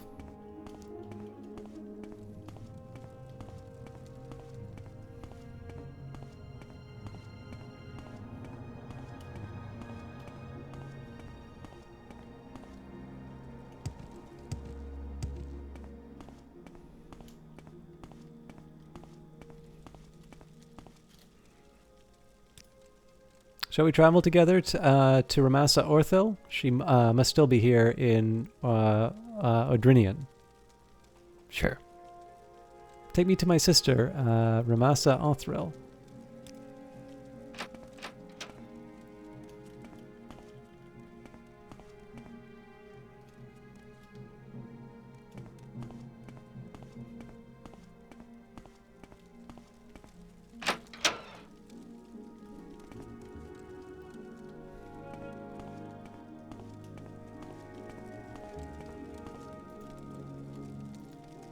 So now I gotta figure out where this sister is.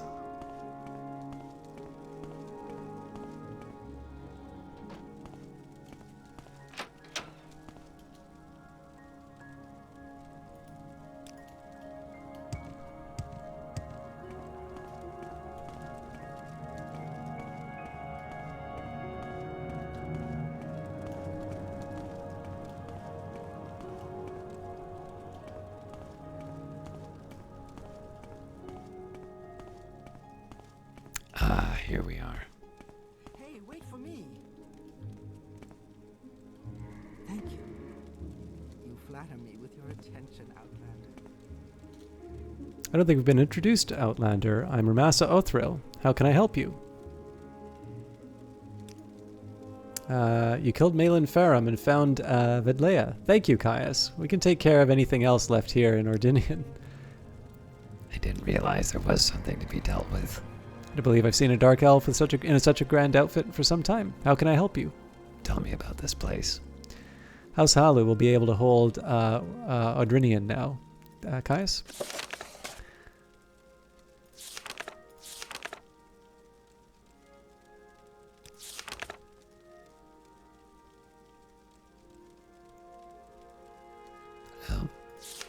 You flatter me with your attention, Outlander.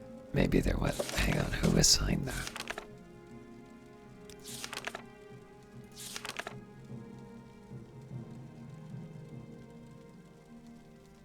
fair enough. I think I did actually get this one. I'm very happy to make your acquaintance. Impressive. Oh, wonderful. Welcome, Outlander.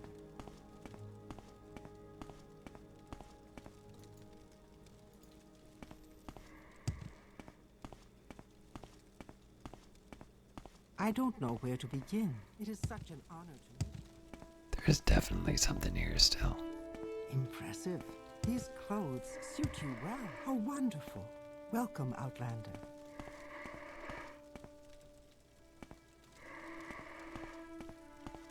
Impressive. These clothes suit you well.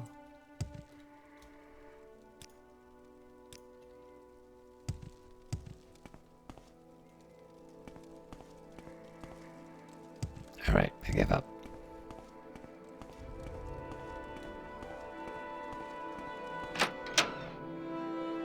I probably missed my shot.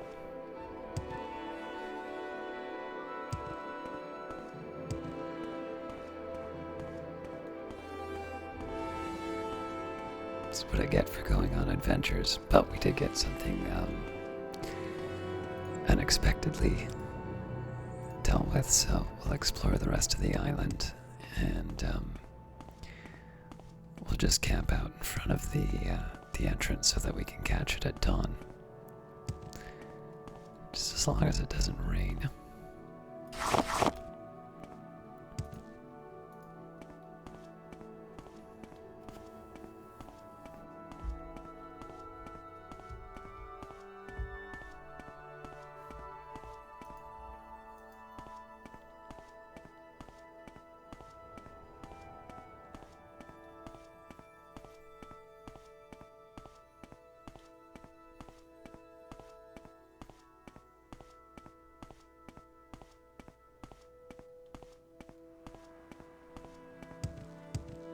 Well, hello.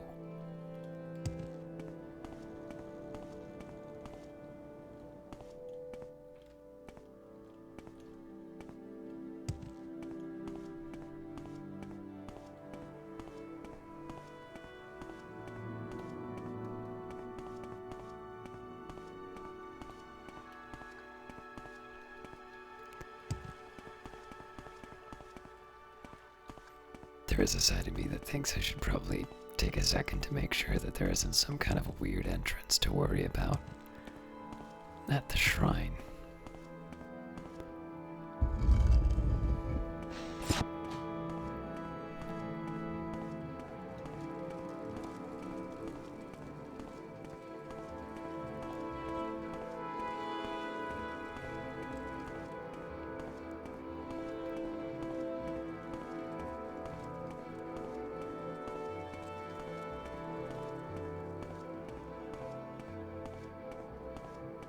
This all seems to be in order.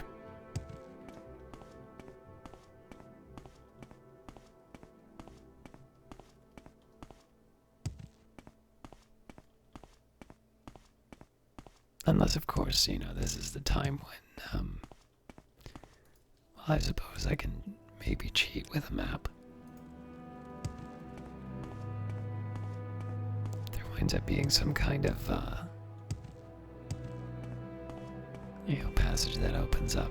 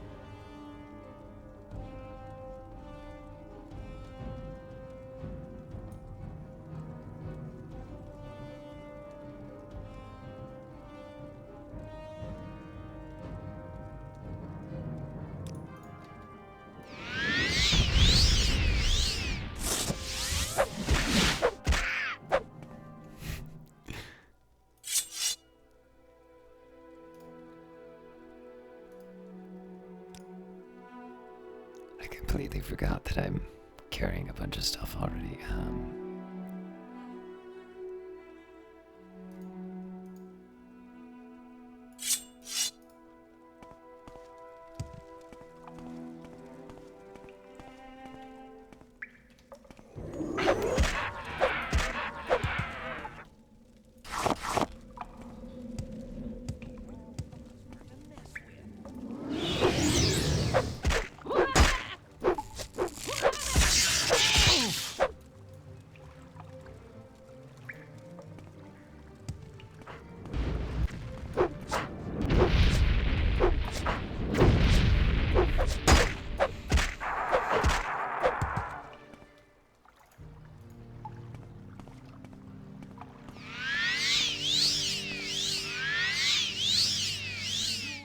Oh, I'm an idiot.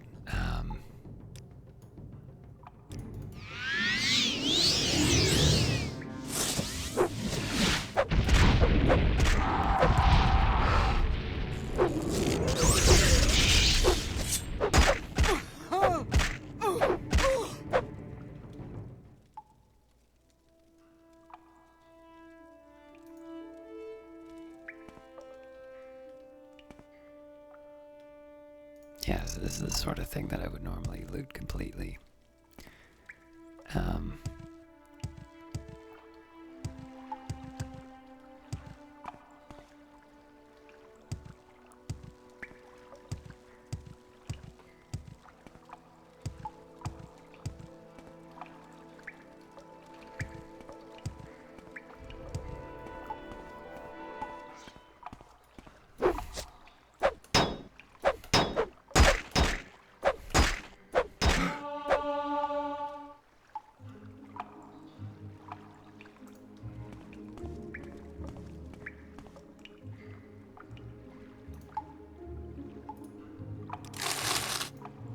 So we'll take the gold for sure.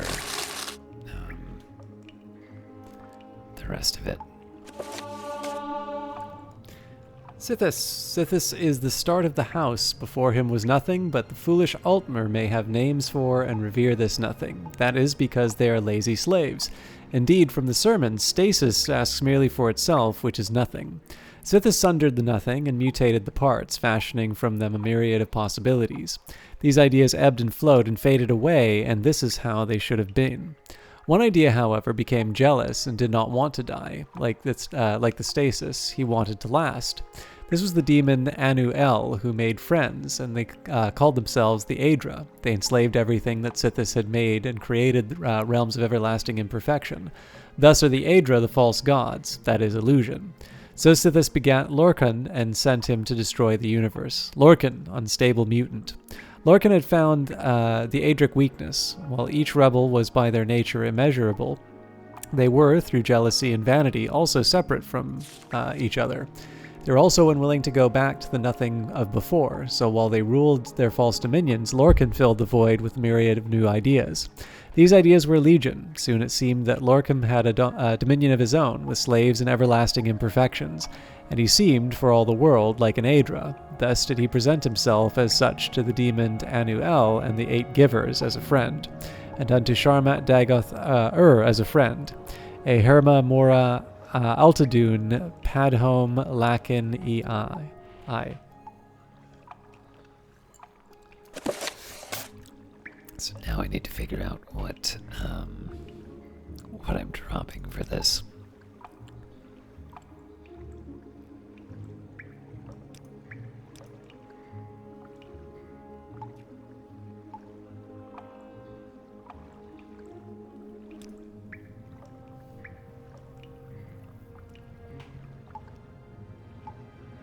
Well, this should be pretty straightforward to see, I think.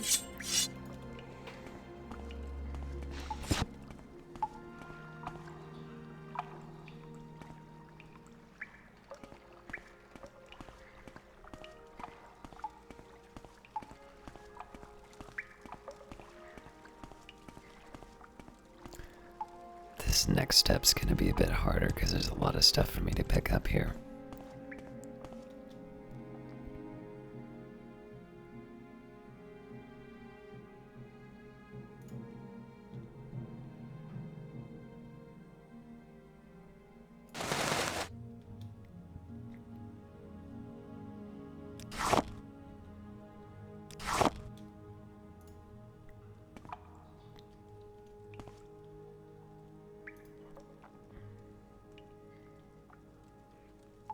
So I have just about everything I need to do a little bout of alchemy, but it's not the gear I'm used to.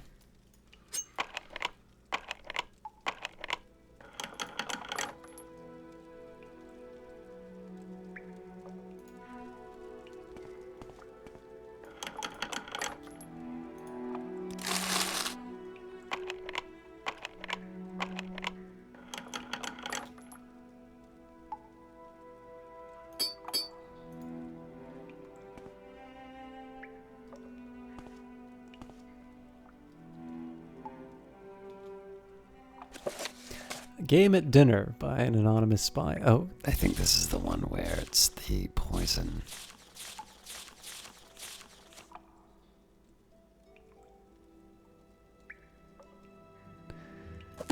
Right, so can I find 3 weight?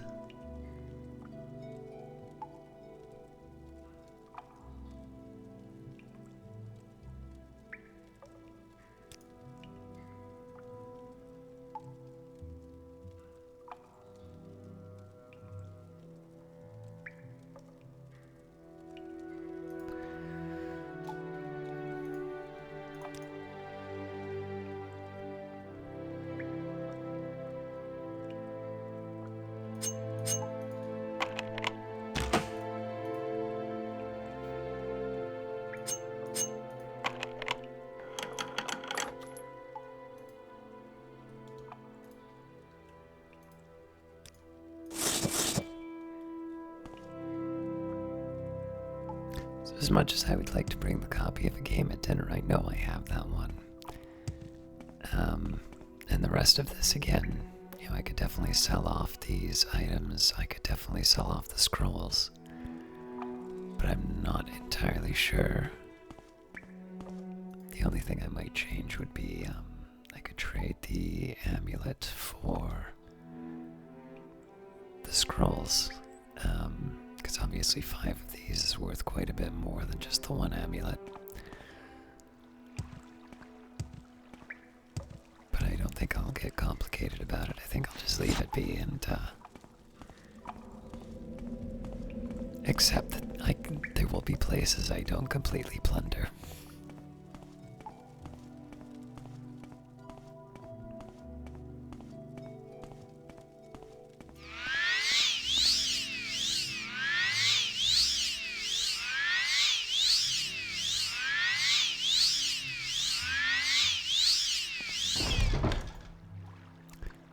Obviously, I did not want to have so much of my, next phase of my stronghold should be complete. Good to know. Ah! I like crabs.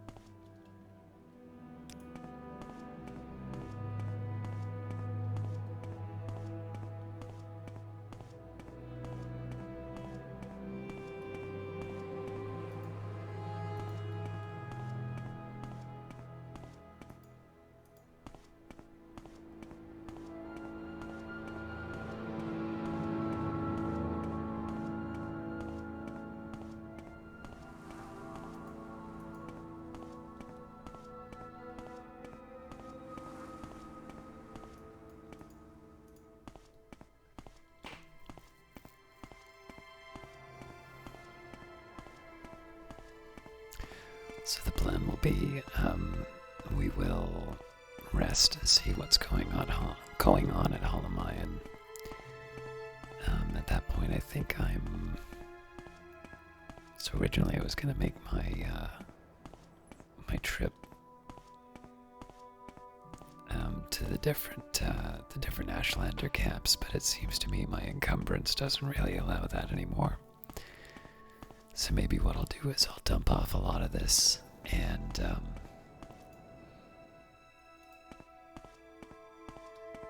I'll also lighten up in terms of things like the 6,000 amulets and whatnot.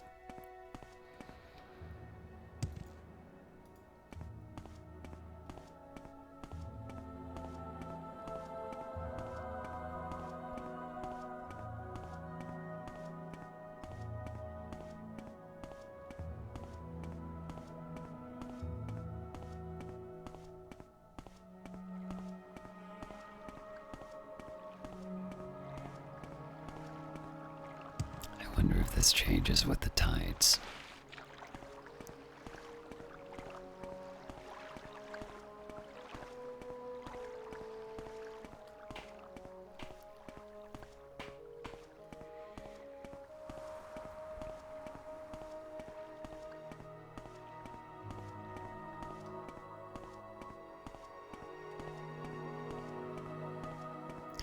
Now I'll admit I'm not 100% sure when sunrise is, so I'm gonna have to save and just double check that I don't get this wrong.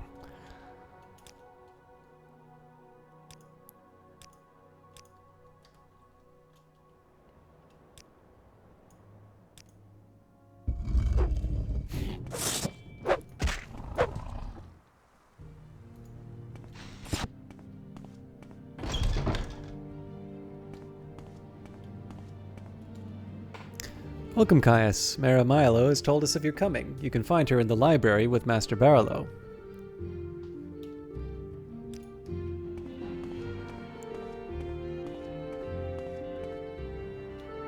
How can I help you?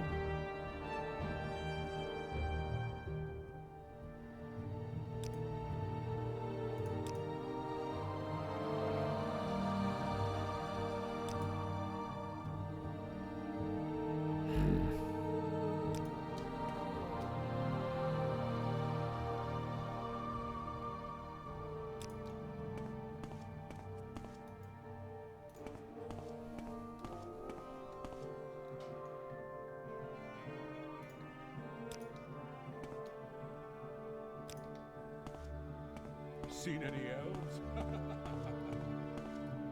I don't know why I thinks that's funny. Well, we can at least lighten up a little bit.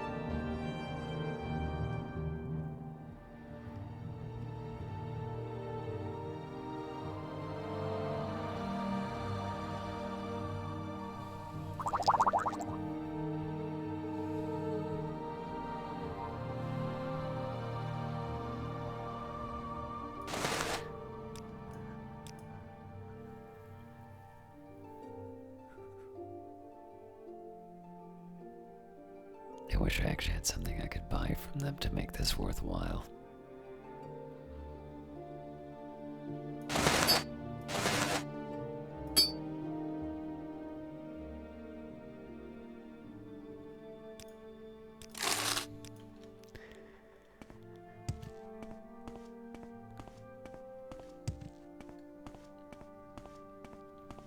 May you find all that you seek, traveler.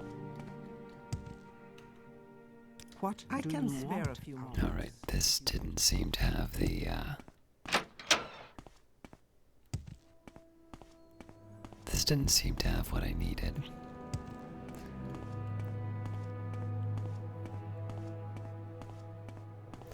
So, of course, normally I would have done a recall, but at this point I'm going to, I'm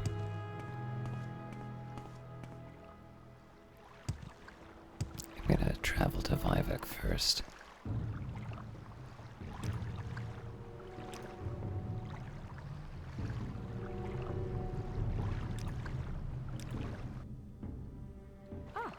A visitor. Probably should have launched a few fireballs in prep. Alright, so we'll turn in what we can. I do still need to make a trip back to Balmora to drop off all of the things in my inventory. we will probably, I mean, what I should probably do is sit down and plan out what other tasks on my way to the different Ashlander camps I can fulfill. So I know one is specifically at the Ashlander camps to see if I can find someone to talk to in Argonian.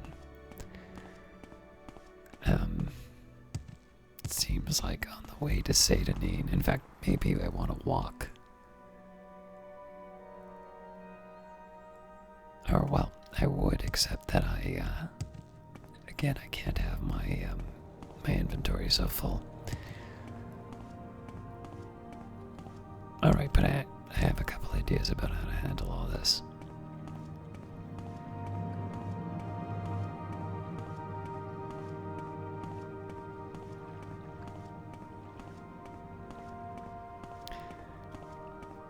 So I think maybe between traveling back and forth to Balmora, I do this quest to rein in the Ordinators. What do you want, Outlander?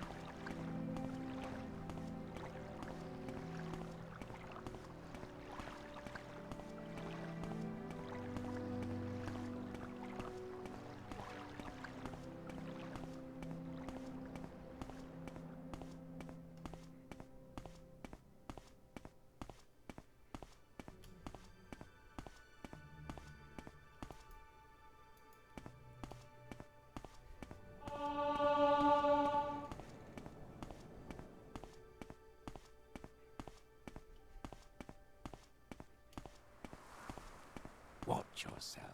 We'll have no trouble here.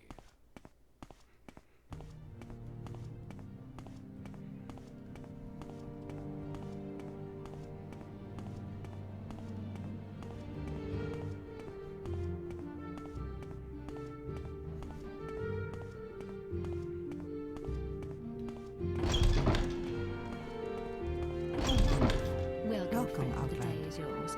No.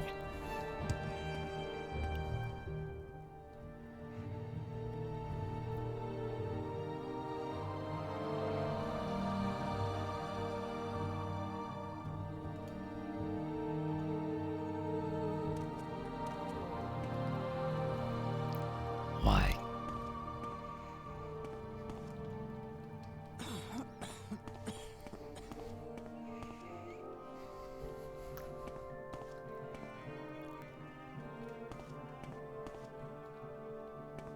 Welcome, friend. Why You're this really spot? legend around here. Please, What was talk. that about? Welcome, friend. The day is yours. What shall we talk about?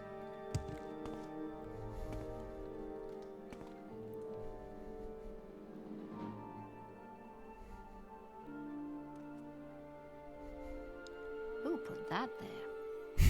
Who indeed? Who put that there? Now you're just mocking me.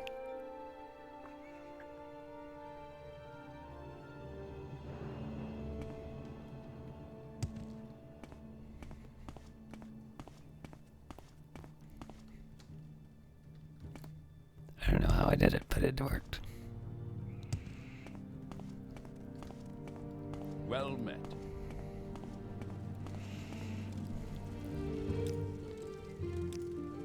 Welcome, friend. The day is yours. What shall we talk about? I completely forgot to turn in the Hlaalu quests. How delightful. That's fine though, because I'll be heading back to Vivek. Be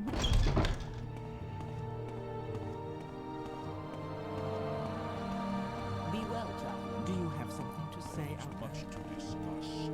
Much I feel as though I've just awakened from a dream, a terrible dream of the sixth house. I believe we've spoken about this before. Spoken. That's what I get for recording these late at night.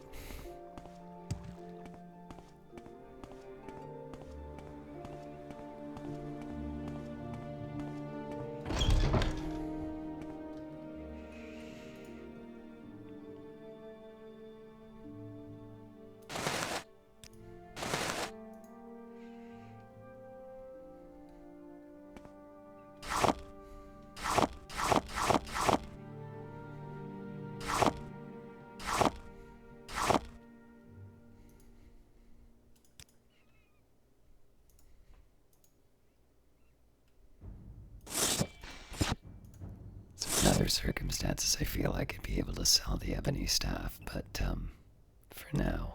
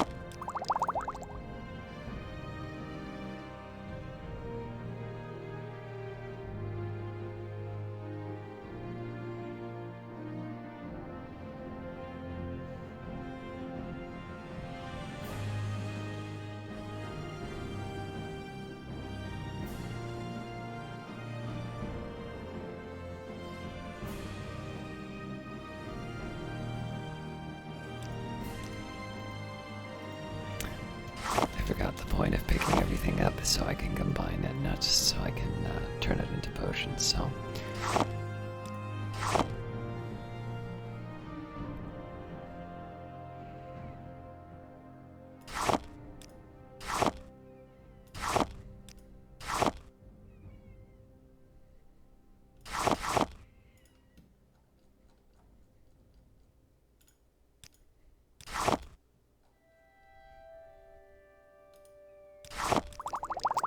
There's a couple of fortified personalities for that.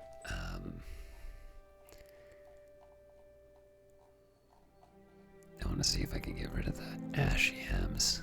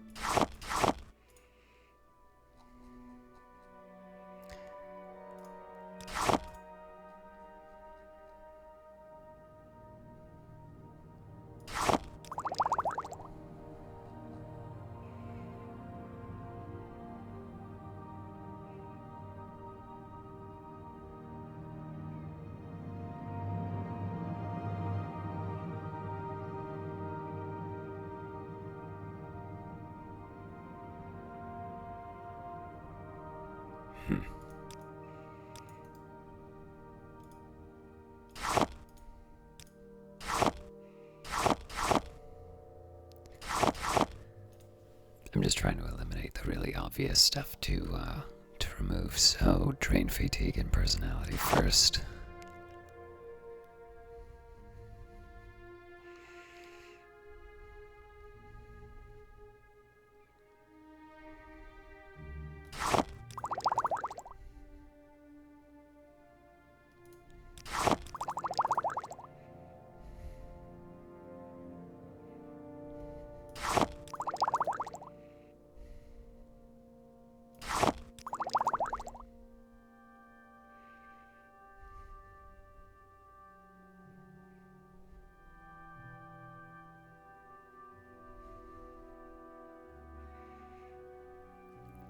Looks like we have a few drain magicas together. Let's get those out of the way now.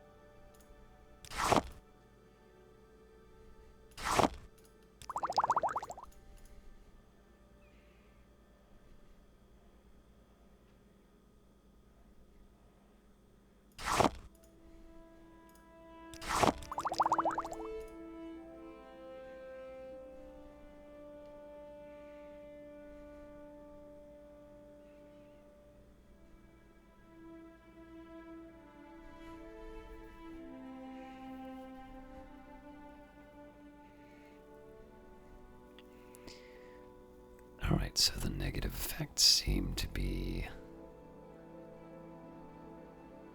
accounted for.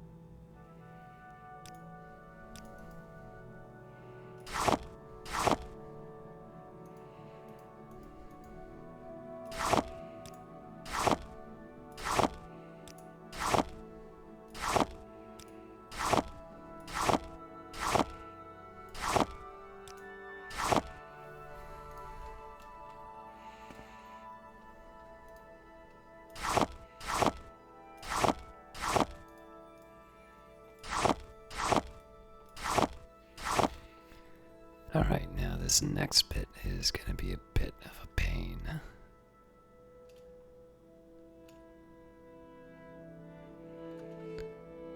I'm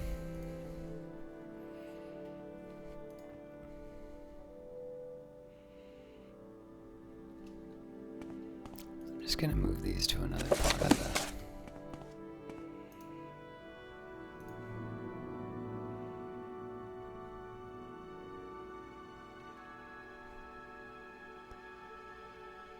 I think I do actually have a copy of Blasphemous Revenants, and it's, yeah.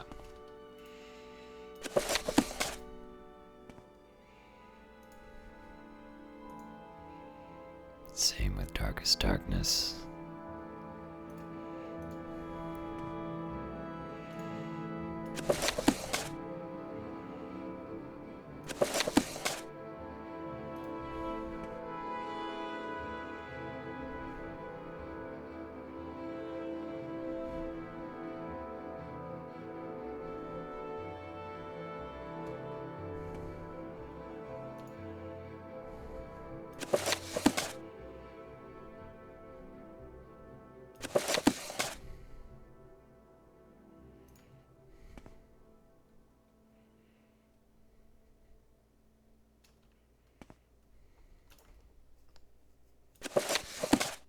I know there's at least one book that I haven't had before.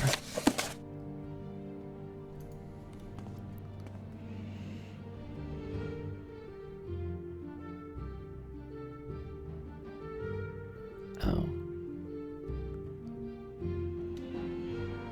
I was not expecting that I didn't have a copy of On Oblivion yet.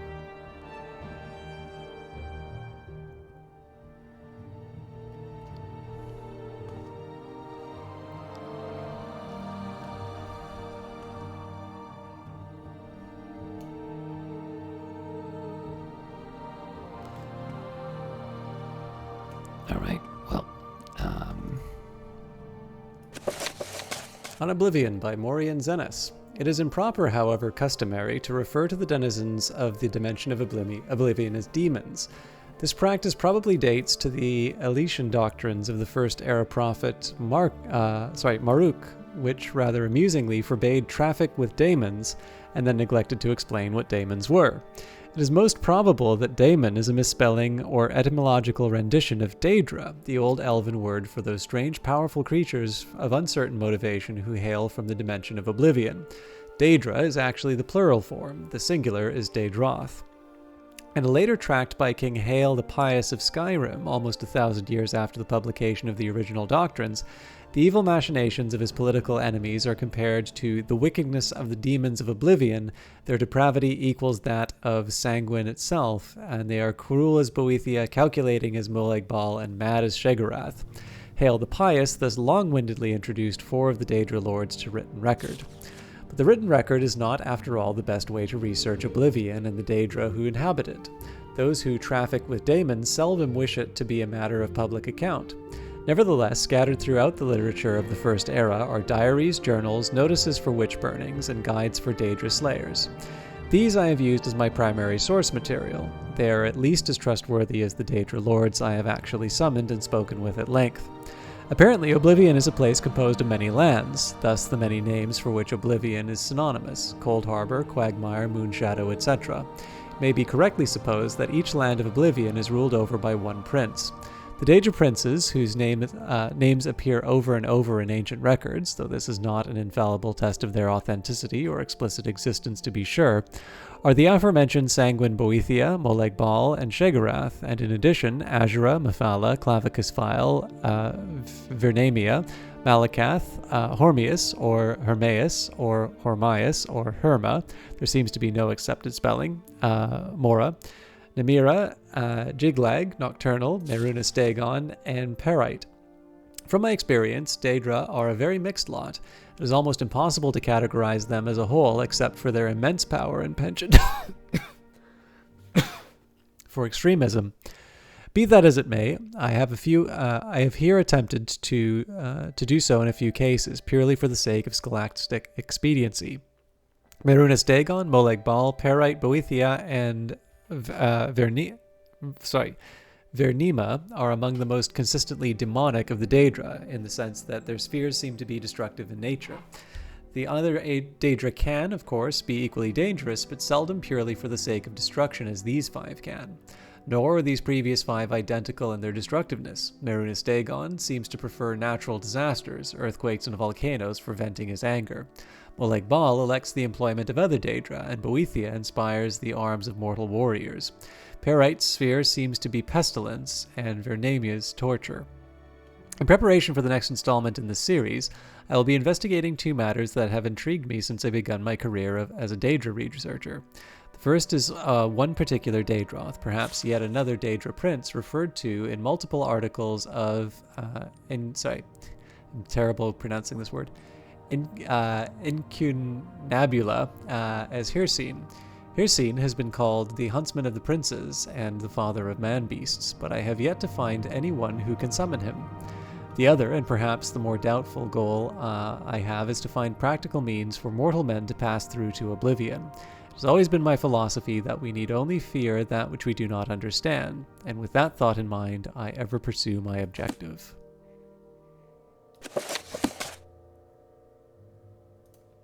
I'm fairly certain we have overview of gods and worship, but it doesn't hurt to double check.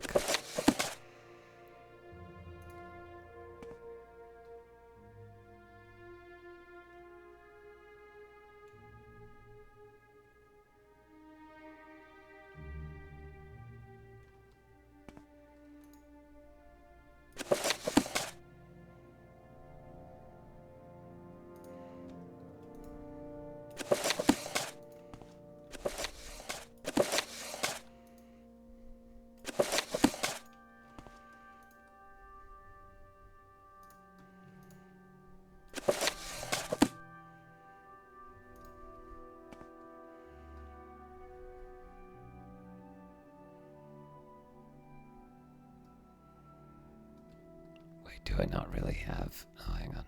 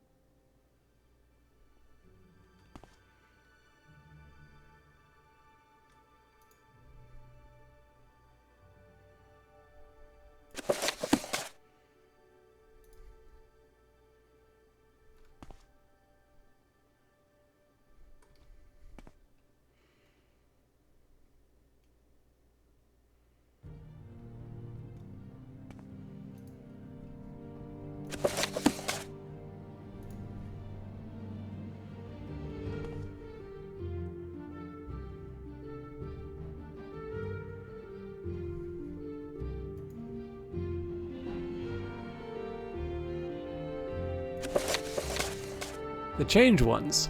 Of all the Etada who wandered Nirn, Trinimac was the strongest. He, for a very long time, fooled the Aldmeri into thinking that tears were the best response to the Sundering. They cried and shamed our ancestors, especially the feminine Altmer.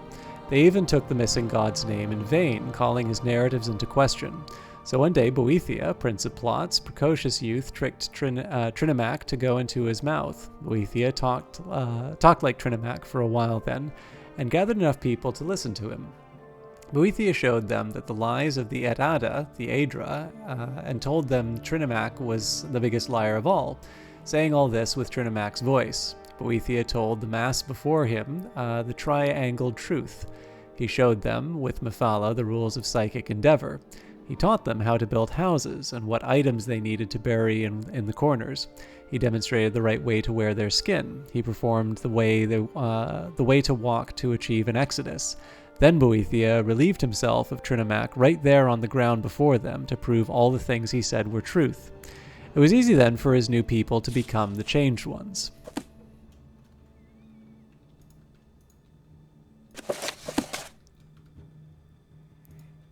Again, I'm pretty sure we've already got this one, but...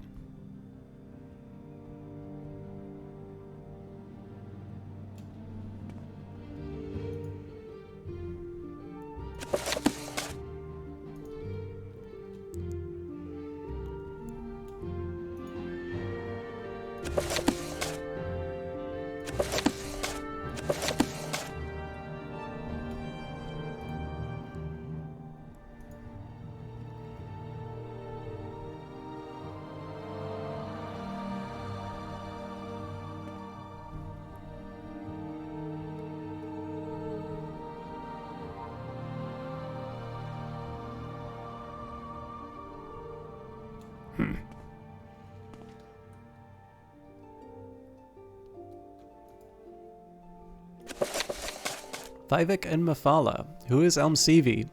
Morrowind is holy country, and its gods are flesh and blood. Collectively, these gods are called the Tribunal, the Triune Elmsivi, three deities exemplifying Dunmeri virtues. Amalexia is mercy, Vivek is mastery, and Sothasil is mystery. Vivek is easily the most popular of them all. Vivek is also the most public, for he is the beloved warrior poet of the true people, paradoxically beautiful and bloody. Vivek is an artistic violence. Vivek is represented in temple literature and liturgy as one of the divine kings of Morrowind. He guards the sacred Velothi subcontinent of Vardenfell and stands guard over Red Mountain, the gate to hell. He is part of the Holy Tribunal, a god of the new temple and an aspect of the blessed and righteous Almsivi. This explicit presentation of Vivek as guardian god king and warrior poet is one of the most accessible and familiar to Westerners. However, it is important to remember that Vivek is also known to the Dunmer as the transcendent evolution of the Daedra that anticipated him, Blackhand's Mephala, a foundation figure of the earliest Chimer. This darker side of Vivek does not appear in the popular literature and liturgy, but is instinctively understood and accepted by the Dunmer as an integral part of Vivek's divine aspect. A more complete appreciation of the complex nature of Vivek requires an understanding of the nature of Vivek's anticipation, Mephala, and the darker themes represented by this Daedra Lord's modes and motivations. Who is Mephala? Each of the 3 tribunes of the temple were represented in their dawn of the Chimeri culture by their anticipations. These anticipations are known to the west as the sinister Daedra lords Azura, Boethia, and Mephala. In temple theology, however, Azura is the anticipation of Sotha-Sil, and the mage lord of Almsivi. Boethia is the anticipation of Almalexia, Almsivi's mother and lady. Mephala is the anticipation of Vivek. According to legend, under the guidance of these 3 Daedra lords, a discontented throng of Altmer transformed themselves into a new people and founded a new land. And while Boethia, the so-called Prince of Plots, provided their revolutionary methods needed to bring about this transformation, Mephala was the shadowy implementer of those methods. As known in the West, Mephala is the demon of murder, sex, and secrets. All these themes contain subtle aspects and violent ones: assassination, genocide, courtship, orgy, tact, poetic truths. Mephala is understood paradoxically to contain and integrate these contradictory themes, and all these subtle undercurrents and contradictions are present in the Dunmer concepts of Vivek, even if they are not explicitly described and explained in temporal doctrine. The Dunmer do not envision Lord Vivek as a creature of murder, sex, and secrets. Rather, they conceive of Lord Vivek as a benevolent king, guardian warrior, poet, artist, but at the same time, unconsciously, they accept the notion of darker, hidden currents beneath Vivek's benevolent aspects. For example, one of the most strikingly persistent myths associated with Vivek is the story that Vivek conspired with his co-rulers, Almalexia and Sotha-Sil, in the murder of Lord Nerevar, the greatest of Dunmer heroes and generals. The story is derived from Ashlander oral tradition, and is flatly contradicted by all temple traditions. Nonetheless, the tale is firmly established in the Dunmer imagination, as if to say, of course Vivek would never have conspired to murder Lord Nerevar, but it happened so long ago, who can know the truth? The public face of Vivek is benign, sensitive, compassionate, and protective of his followers. At the same time, the Dunmer seem irrationally comfortable with the hidden aspects of Vivek, the darker components of violence, lust, and conspiracy associated with the more primitive and ruthless impulses of the anticipations. I'm not so sure how I should feel about that last bit.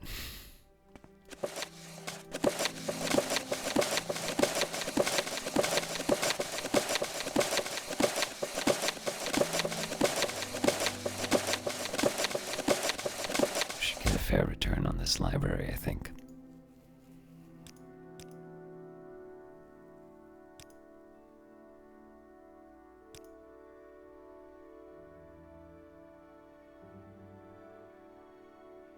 Some of this is going to be a little hard to sell, but I think the majority of weight will be taken care of.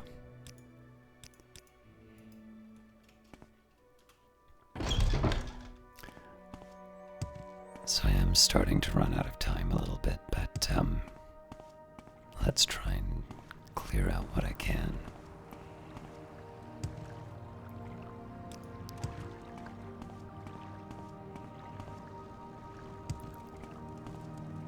Under sun and sky.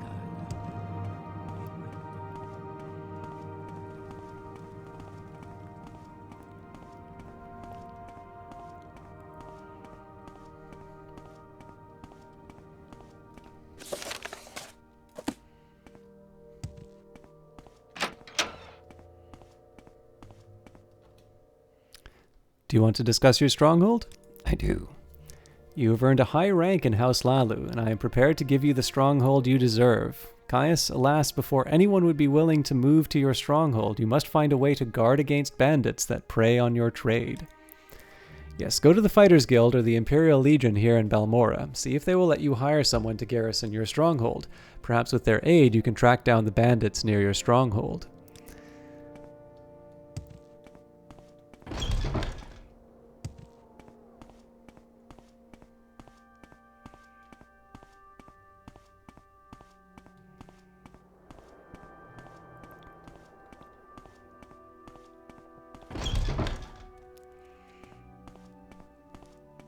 Guess what?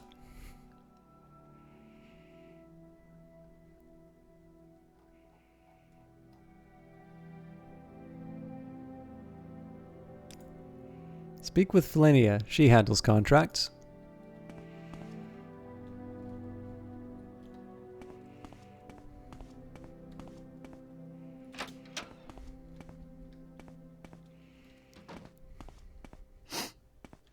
Well met.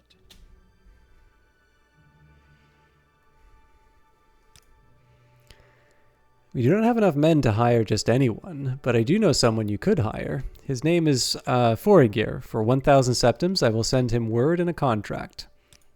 Sounds good.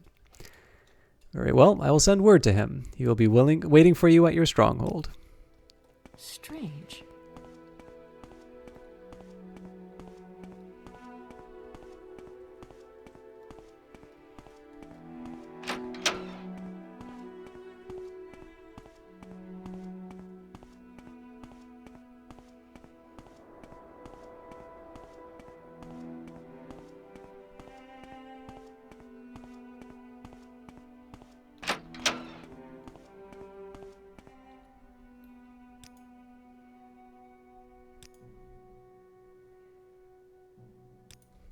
Alright, looks like I'm gonna have a chat with him.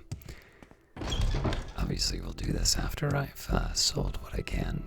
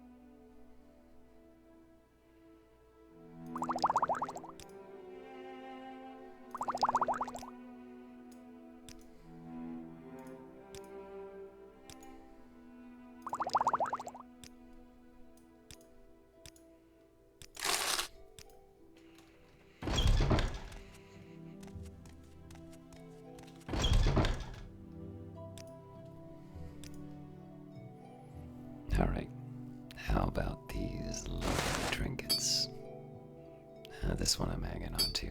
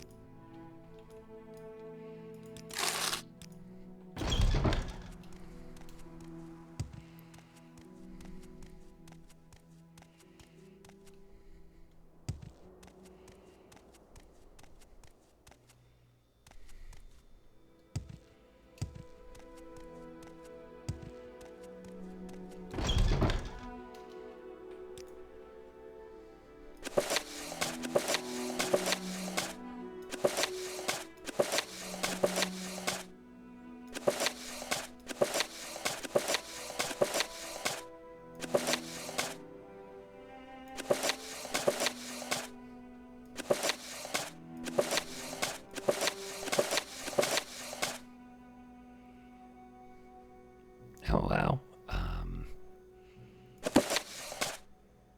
didn't ever think I would have too many books.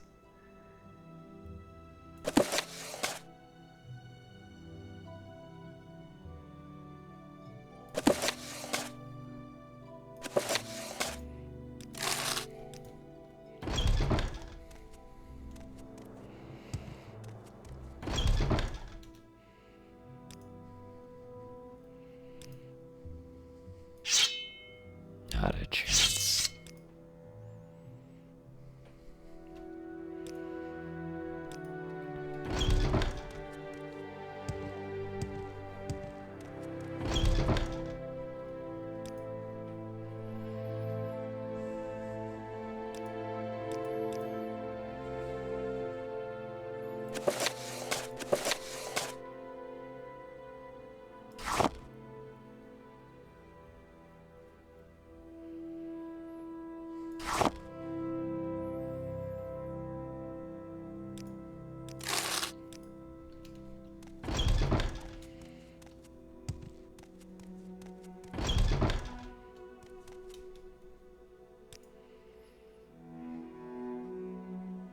want to make sure I don't have anything else, like the Dwemer tube, just sitting in my inventory. Obviously, the soul gems are taking up a lot of space too, but I kind of opted into that.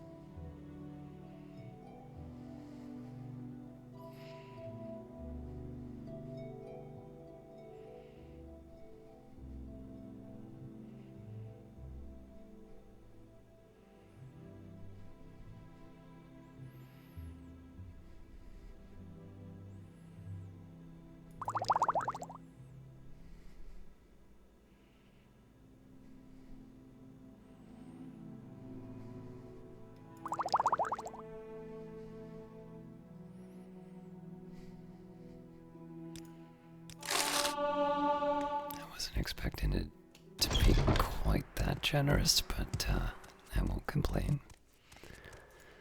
Alright, now I thought I was already on my way to Vivek, but it looks like I need to stop by my stronghold first.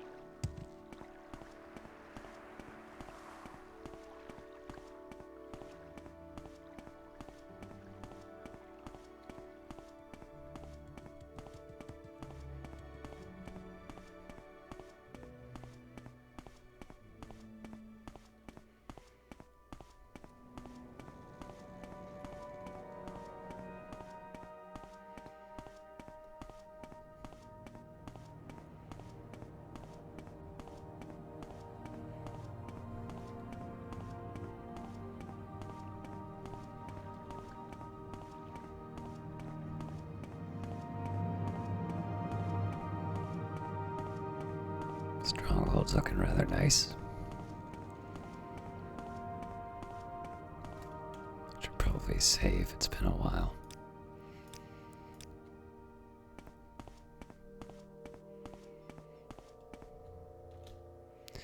I had word that you hired someone to guard against bandits. I can help you with bandits. I know where they are. A little cave called Siplu across the Odai River and south over the hills. I can stay here and guard your stronghold while you fight, or we can fight together as long as your gold is good. No, I spent $1,000 on a tip.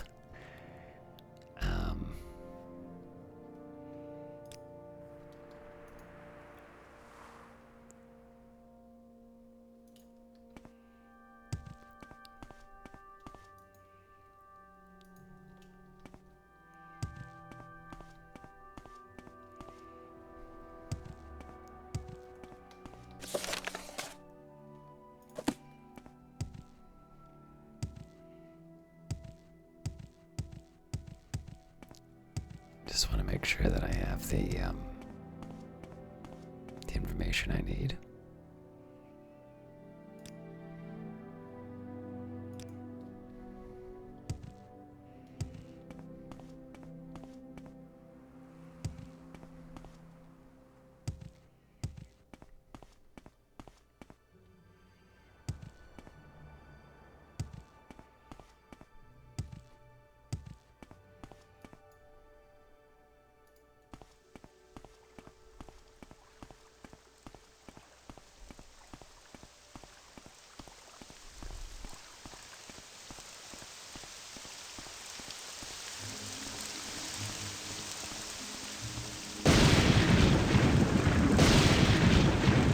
I'm gonna be so mad when I find this cave. This isn't south, though.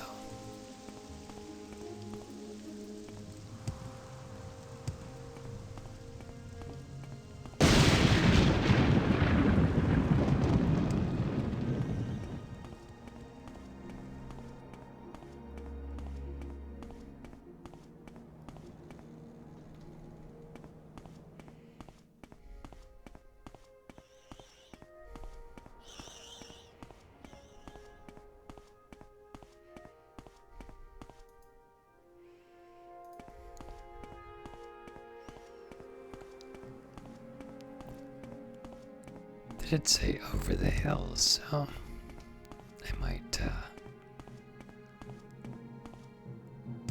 might be going in the completely the wrong direction.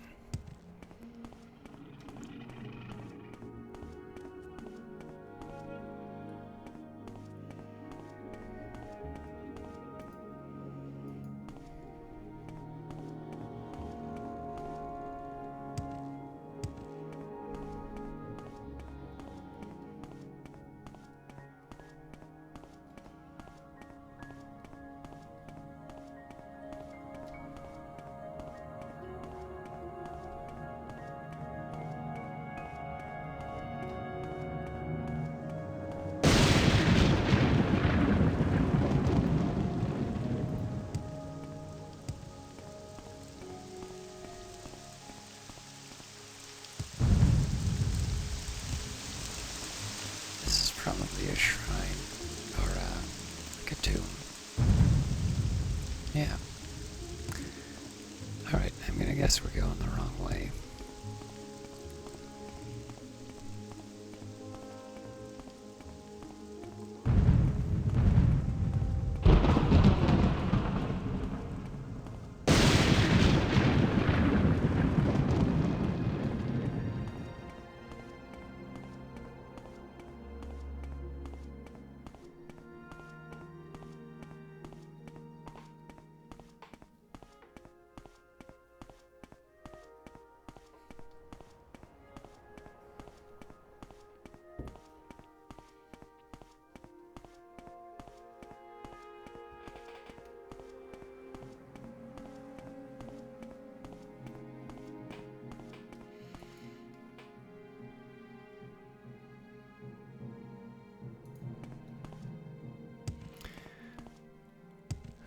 See, the trick is that they may not even,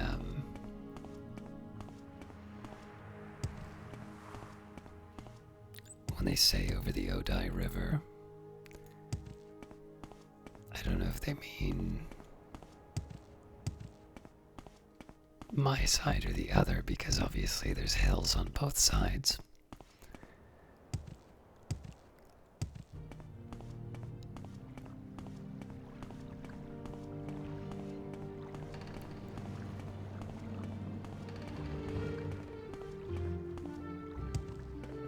Come on.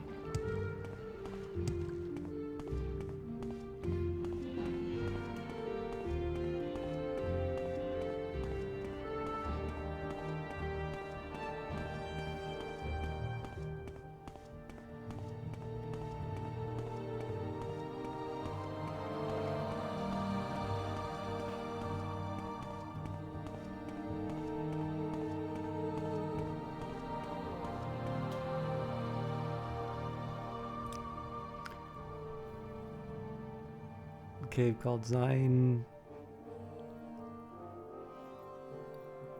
Sipalu, just across the Odai River and south over the hills.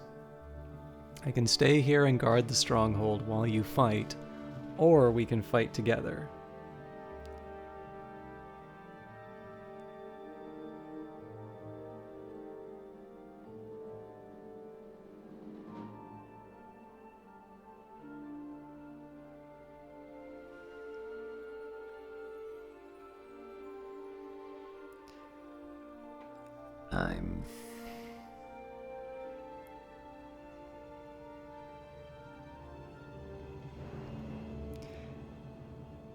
See, I don't know, this is a tough one because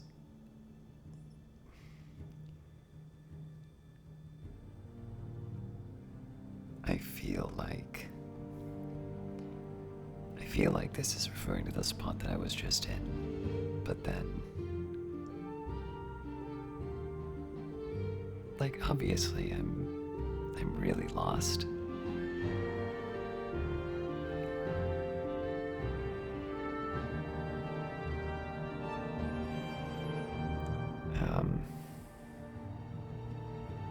So I'm just taking a look at the map to see if I can find anything.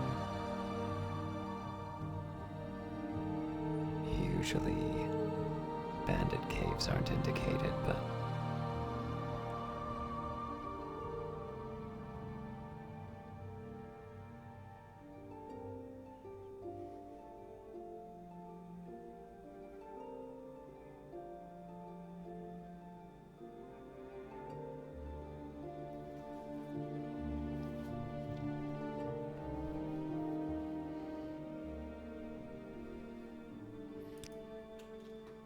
All right.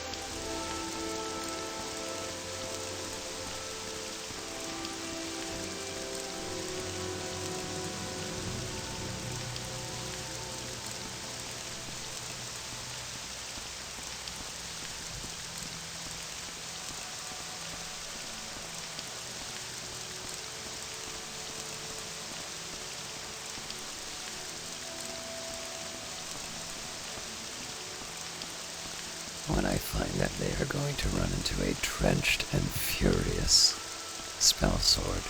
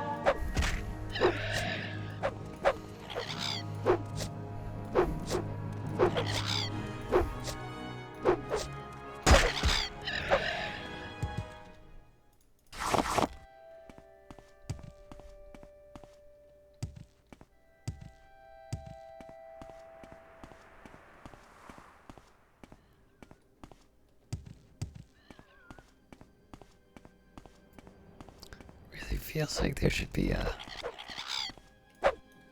hideout here.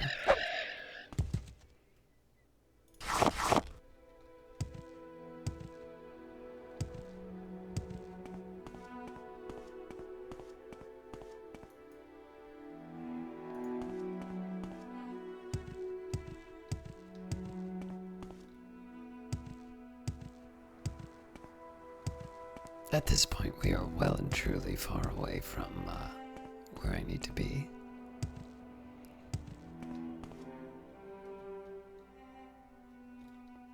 So we'll turn around, we'll take a look at some of the other potential locations.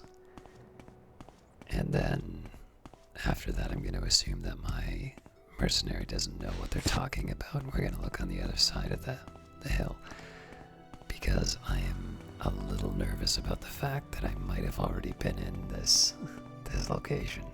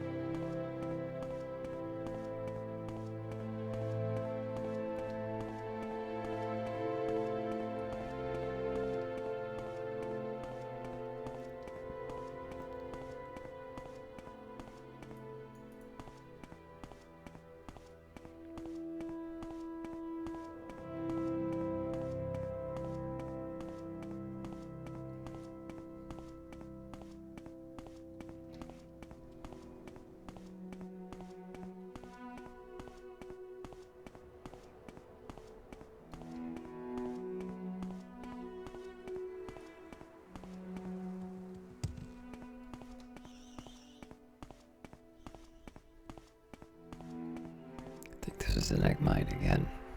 Nope, but it's a cave, so.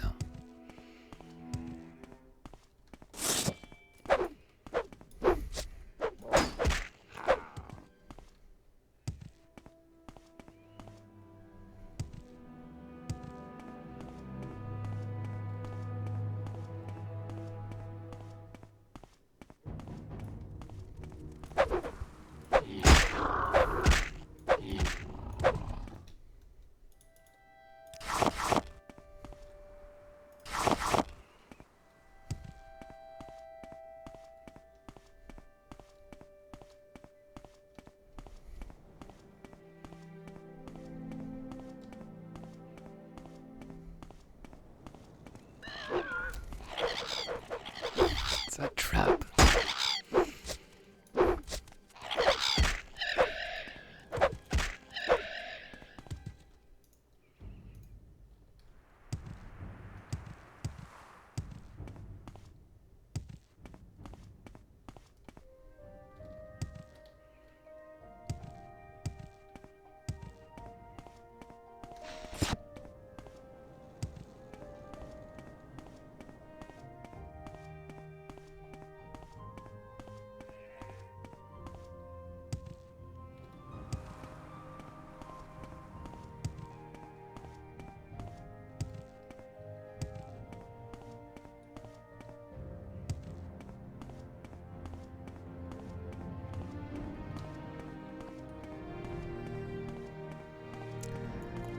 I think it is very fair to say that these were not helpful directions.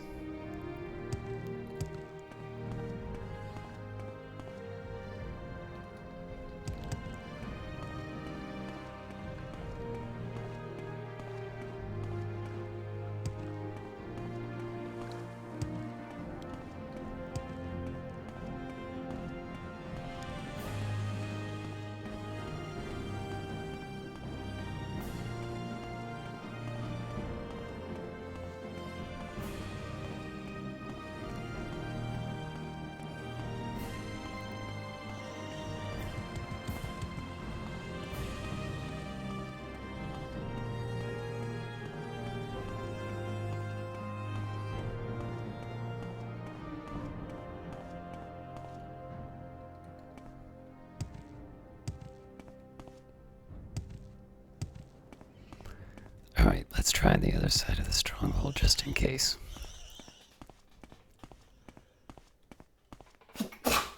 Excuse me.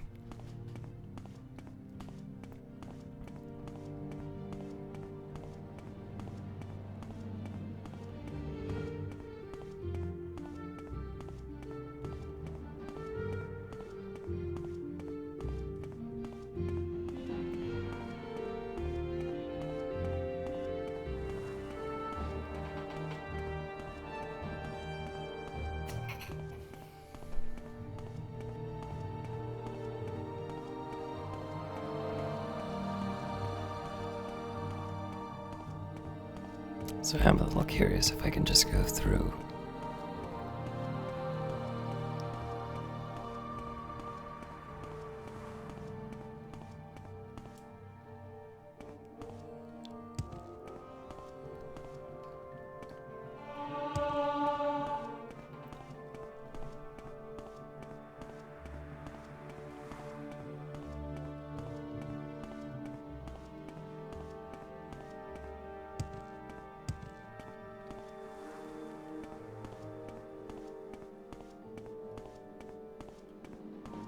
I think that might be Hlaalu. Yeah, we've probably gone too far.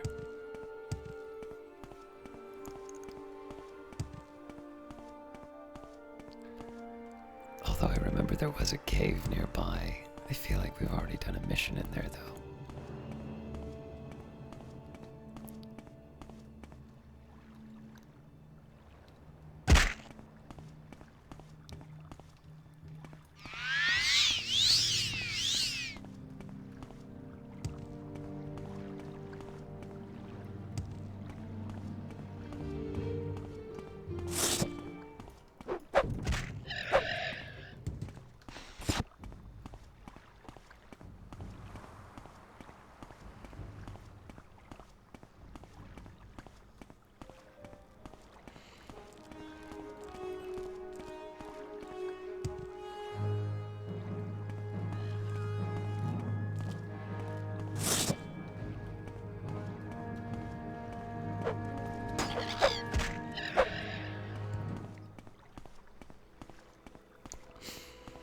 So just run along the side and see if there's anything else nestled in the hills here.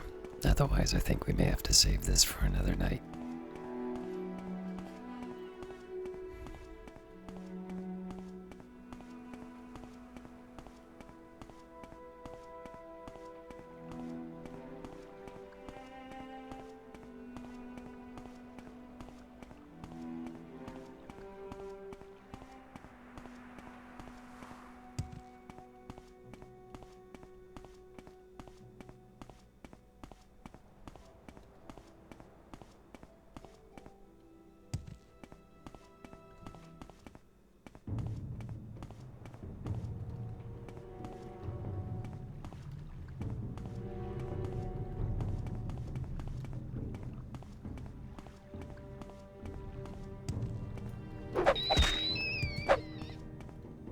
I'll admit I'm a little weirded out by the fact that I don't see any, caverns.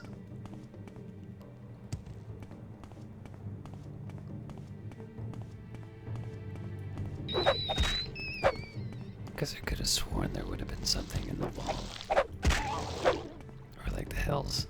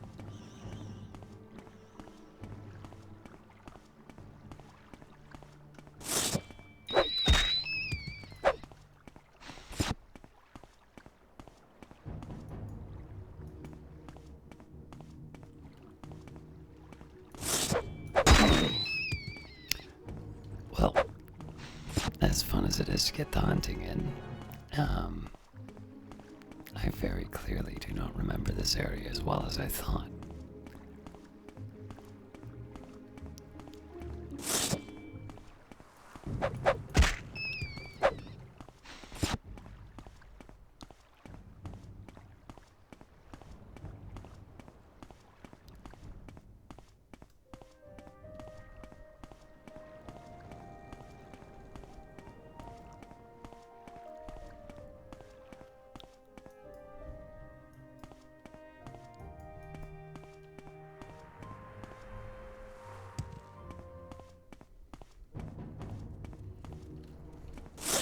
I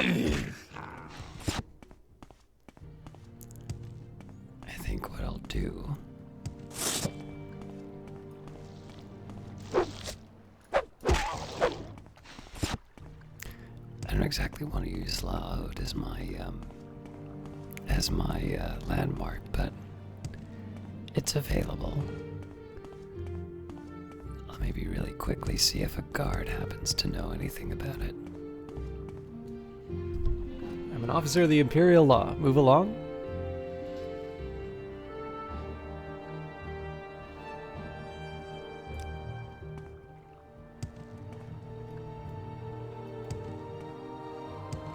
Alright, what I'm going to do from here is I'm going to kind of go out and around. I'll find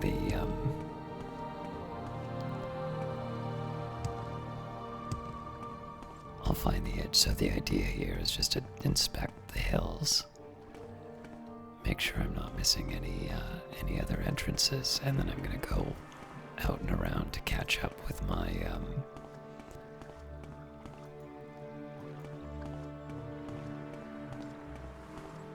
my stronghold.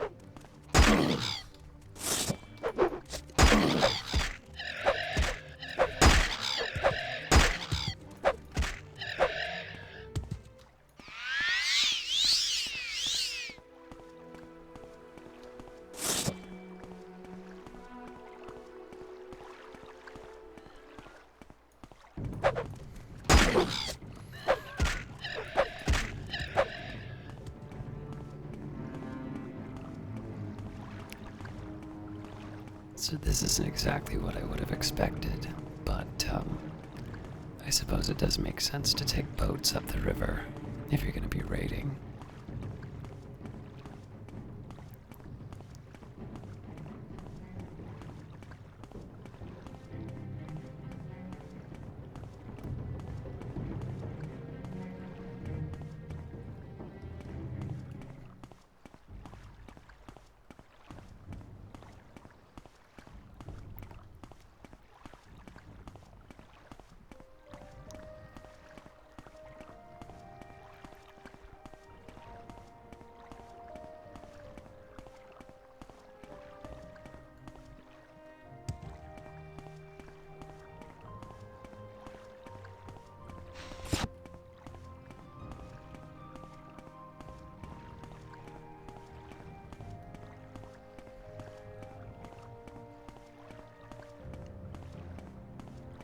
Alright, the directions still suck, but apparently it's somewhere on this side.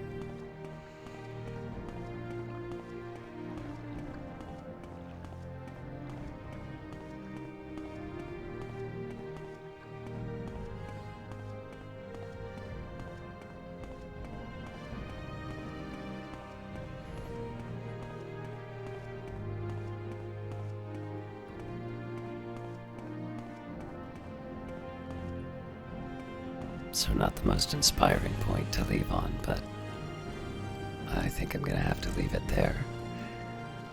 There are two things that I need to get done for the next broadcast. One, eliminate this camp of bandits, but number two, I also need to remember to turn in the Hlaalu quest in Vivek. We'll find out whether or not I remember that over the course of a week. Thank you very much for watching, and we'll see you next time.